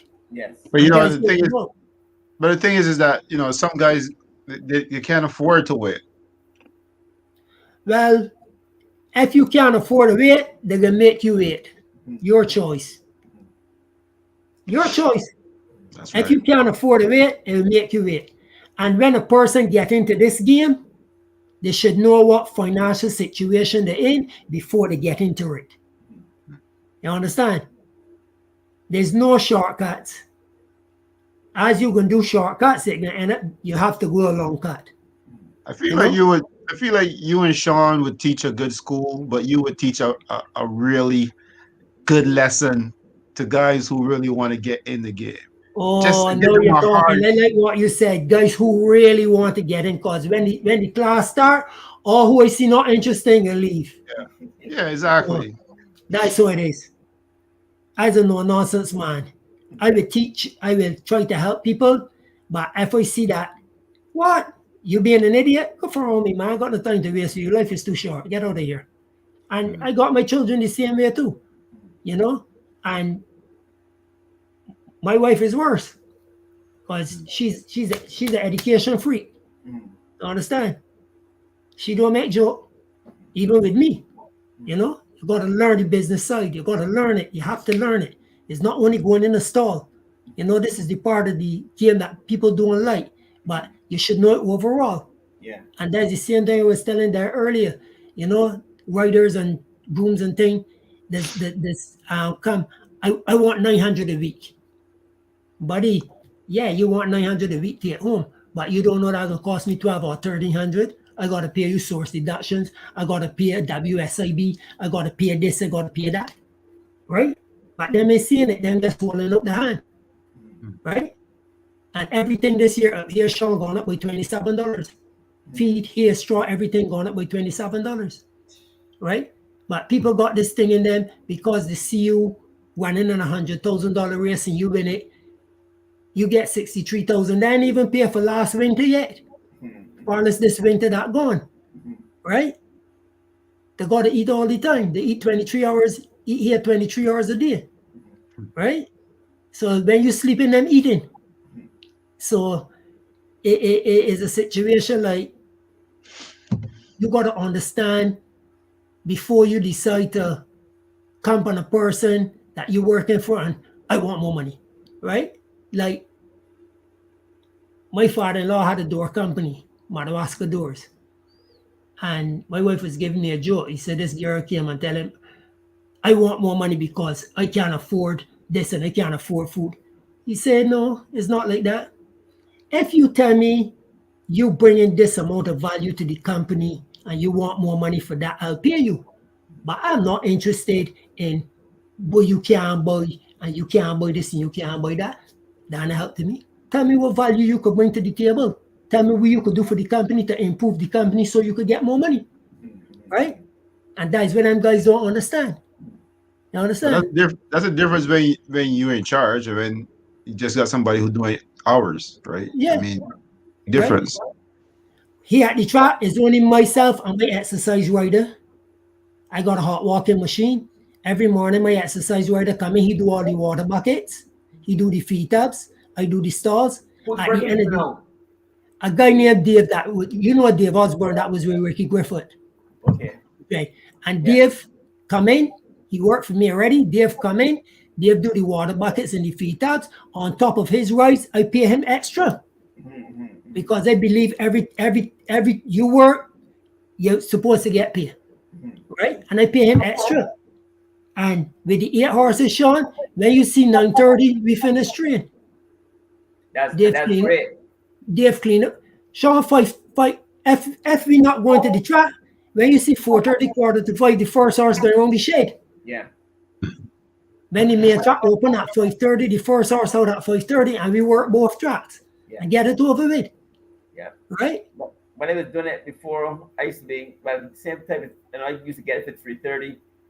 And my first horse I would take to the sand ring, because, you know, you could get away with that back then. Sand ring, and then when that one, go to the main track or whatever. Yeah, you got to do that to get them out. The main thing is to get them trained, right? Get them out. And especially in the summer when it get hot, right? Yeah. That's the main thing. But they got to understand the business side of it too. And that's what a lot of people don't get. They just think that, you know, money go up on trees and you're picking money off of trees, you know, but they don't see the overhead, the expense that you got. And I owner just have it rough. Yeah. You know, you got to pay the rate, you got to pay the vet, you got to pay the blacksmith, you know, an owner's got it rough. And then the 10% coming up for the jockey. Then I got to get my 10% on top of my day rate. Then the groom's got to get the 1%. The rider got to get his 1%. You know? So at the end of the day, what do you want to leave with? You understand? So that is why I say you got to protect your own money. You have to protect your own money. You cannot put your interest over your own interest. Your own interest come before yours. You understand? If I got 2 horses in a barn, I own one, and there's the same conditions, and a race come up, I ask my owner, you mind if I put my horse in there? No problem. But I tell the race office when I enter, make sure that Garrett Headley horse get in before Carlos Grant horse if there's a draw.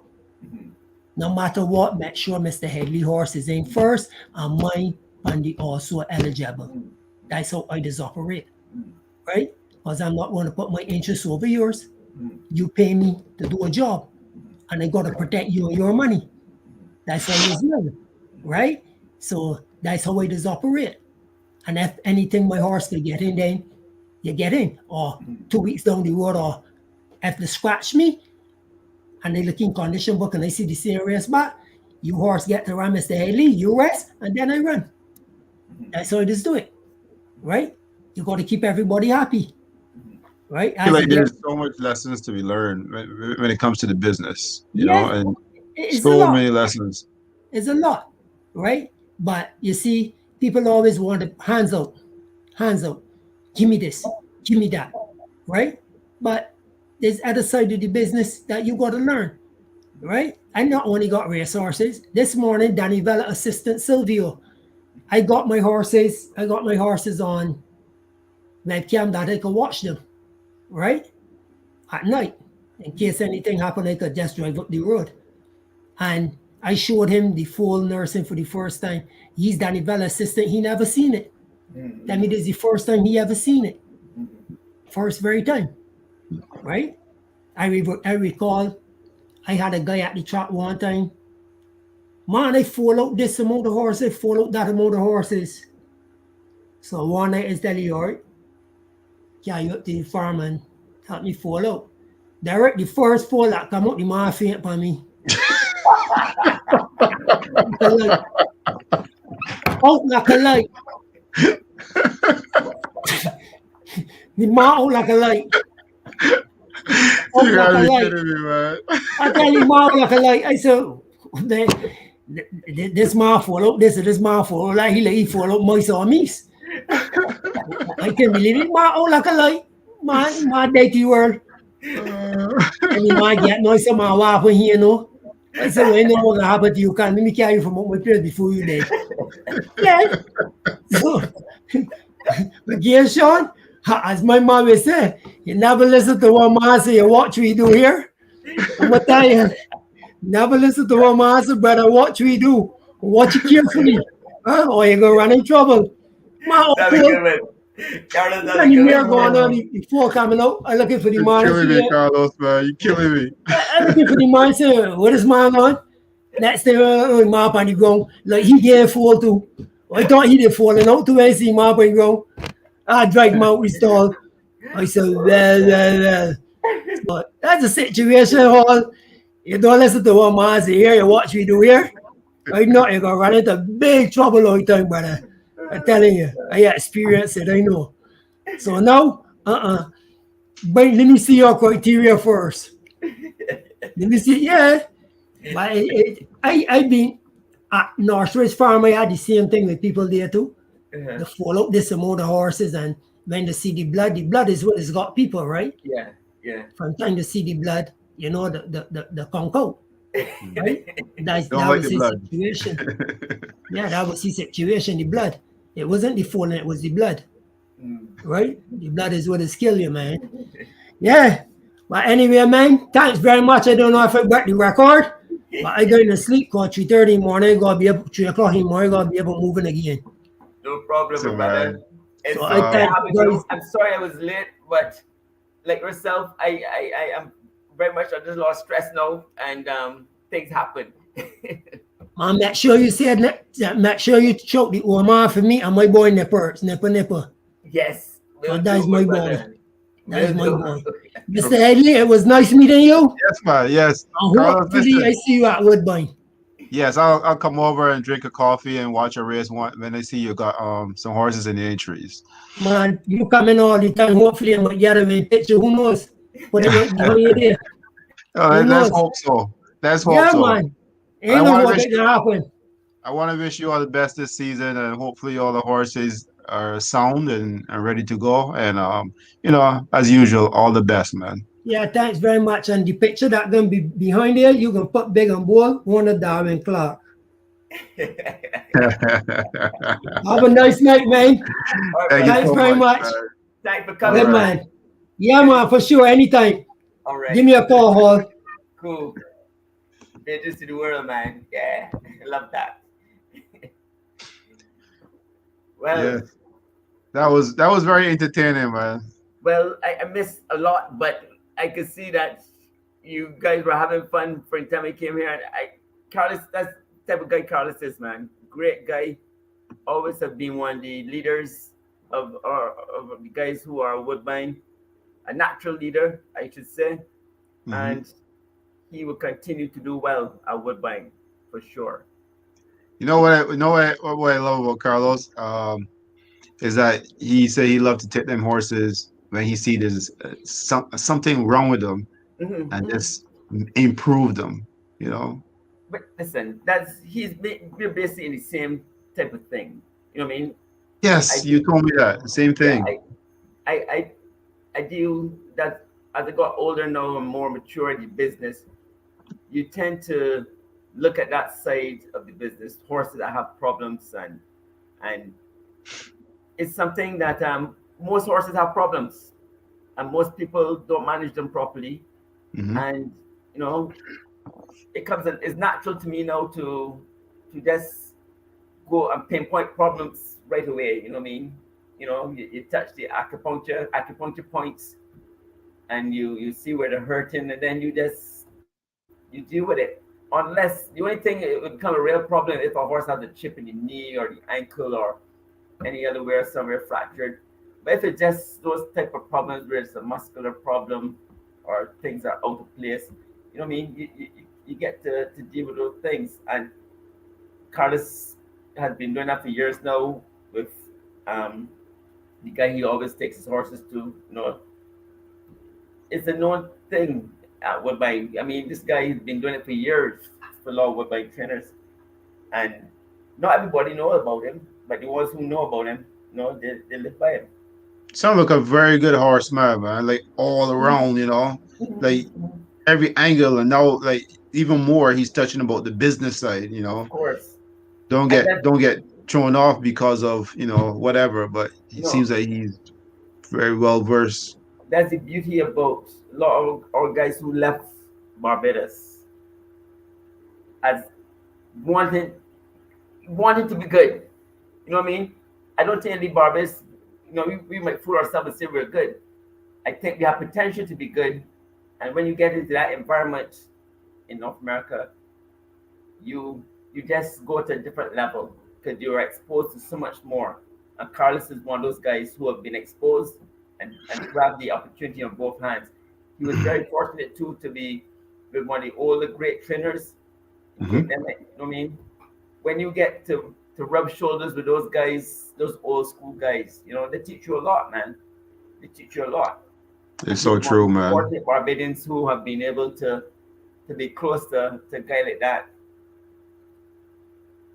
and it's working for him right now. Yeah, it's wonderful, man.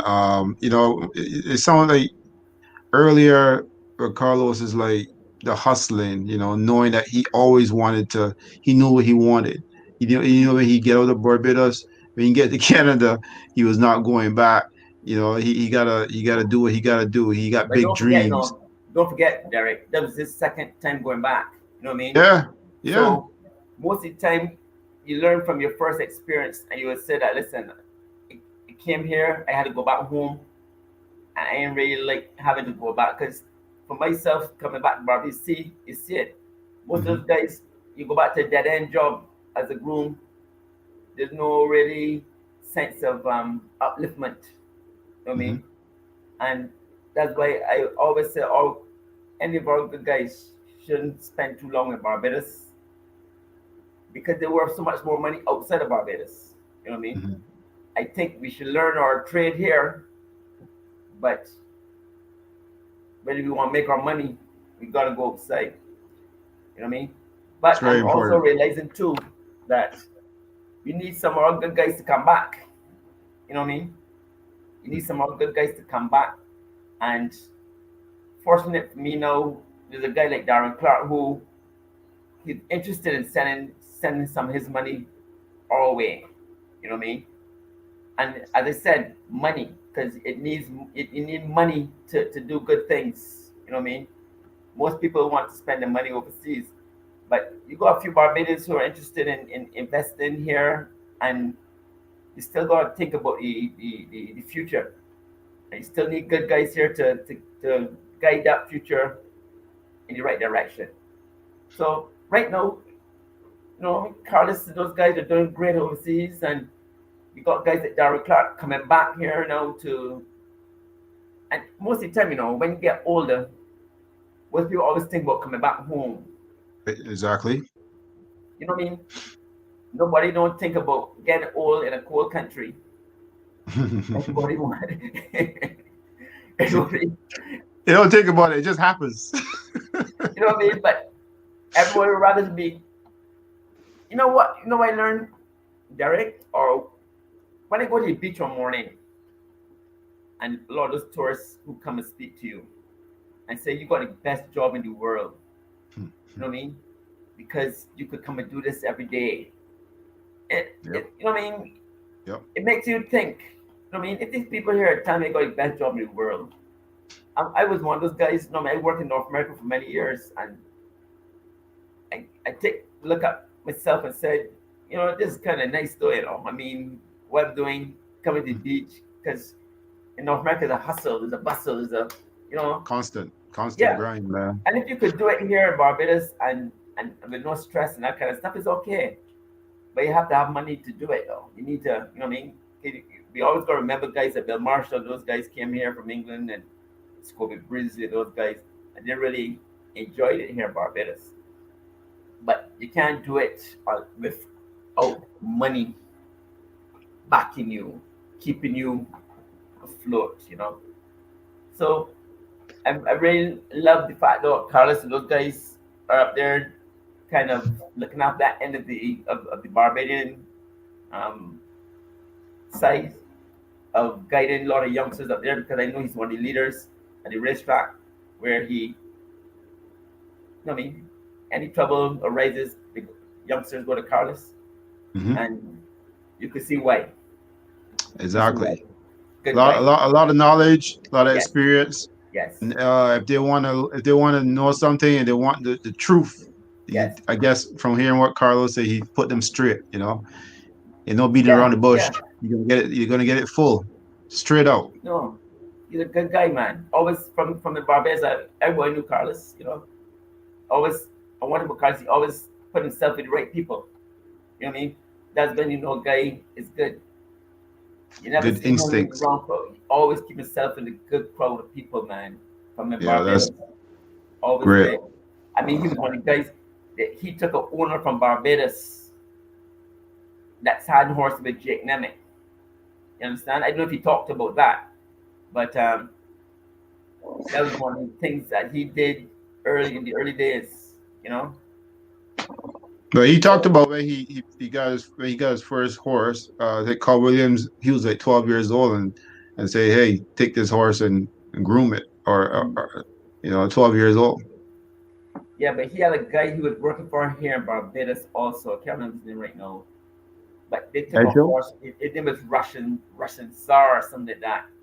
And he Okay. came from Barbados. He was one of the first horses. But I think Incitatus might have been the first horse that came from Barbados that won. I think that. No, this horse was Nazar. I'm sure he was before Incitatus.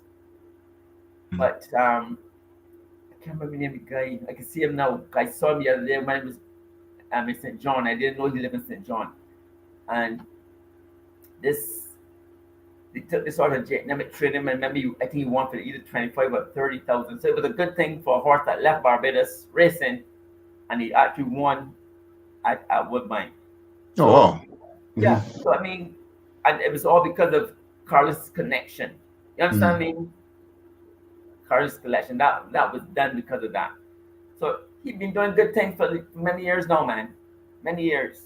Yes. I mean, what I hope this show does also is bring awareness to the Barbadians who are doing great things up there. So you can start hearing a lot of different names calling. You know what I mean? We always tend to look at the top, and we never look at the middle and the lower ends. You know what I mean? Everybody know about Patrick Husbands, but there's a lot of guys, a lot of Barbadian guys that are making a name for themselves, doing great stuff. And Well, I'm hoping that we get to hear this story. yeah, man, we can try to talk to as many people as we can. I mean, here I'm getting grumbling already from certain sections of the Barbadian society that I'm only talking to people who who I know or like or whatever. But we're gonna do this show is only a month old, man. We can't do Well, you, everything in a month. You well, you know? know that will happen. You're Yeah, gonna it'll be a tug of war, a yeah, tug of war. Because people all over the place, and that's gonna happen, right? yeah. So hopefully we get to speak to all of them and get to hear these stories, because there's a bunch of wonderful stories out there, a bunch of Of good course, people, good of course. horsemen, and women, Yeah, yeah. Sean. No, we can get the ladies. We talk to some ladies, but time will tell. Time will tell. But the ladies will come But eventually. you The know what they show, always say: if you put the girls in the party, the men will come. yeah, Very much so. Oh Unfortunately, man. we don't have any Barbadian ladies as such, but I mean, we know a few other ladies out there. We get on the show, and we we'll get there, man. We're new. People seem to like what we're doing, and we just gonna continue to do that. Yeah, I think it's wonderful. Yeah, judging from what I'm seeing so far, I like what I'm seeing, and I think the people like what they're seeing. So, let's go from there, man. Make it happen, and let's continue doing what we're doing.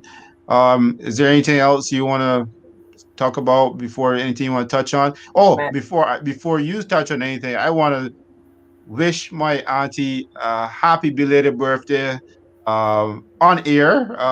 Her birthday was yesterday. She turned 72. wow, And I want to say wish her, many, many, many, many, many, many more. You know what I mean? Actually, my grandmother was the day in front of that. So she was the 16th. My grandmother was the 15th. And she would have been 107 years old, but wow, she's no longer with us. But she's gone. wow. That's what it is, you know. All right, well, happy birthday to her also, man. That's great. Definitely. Yeah.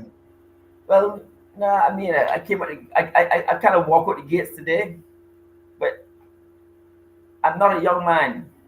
I'm not a young man. I'm doing a lot now, and I gotta be careful. You know what I mean? I said, no, don't expose too much because I don't know what you're getting at. Well, you know. It's just work, man. Just work. That's all you can do now. Okay. Just work, man. Sometimes, as you know, we've taken on a lot more horses now, longer hours, Hmm. and the body sometimes just does not. When it gets chance to rest, You that's gotta it, rest. man. That's it. But I'm here. I made it. Better late than never. And I'm glad you made it. yes, so you Not the had everything same under without you. control. No, but you had everything under control, which is great. You think so? Is this illusion? No, no, no, no.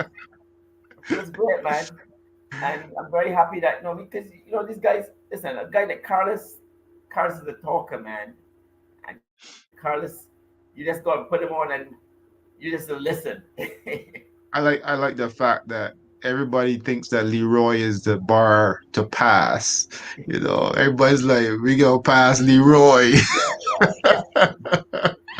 No, but listen, all our guys, that we have a bunch of good guys. You know what I mean? All of them have good stories to tell. They're the guys that they're the good types of people we're bringing on the show that have really done it out there already, continue to do it, and we're gonna find these guys and bring them on, guys and ladies, bring them on every week when we can, man. That's right. Well, on that note, I guess we want to say thank everyone for watching. Don't forget to, if you want to watch the show all over again, you can go back and watch it on YouTube and just click on it and enjoy all Carlos's jokes. Sean, your last words before we go, man. All I can say is good night to everybody. Hope you have a good night and we'll meet again next week, same time. New All guests. right, all right, we out, man. All right.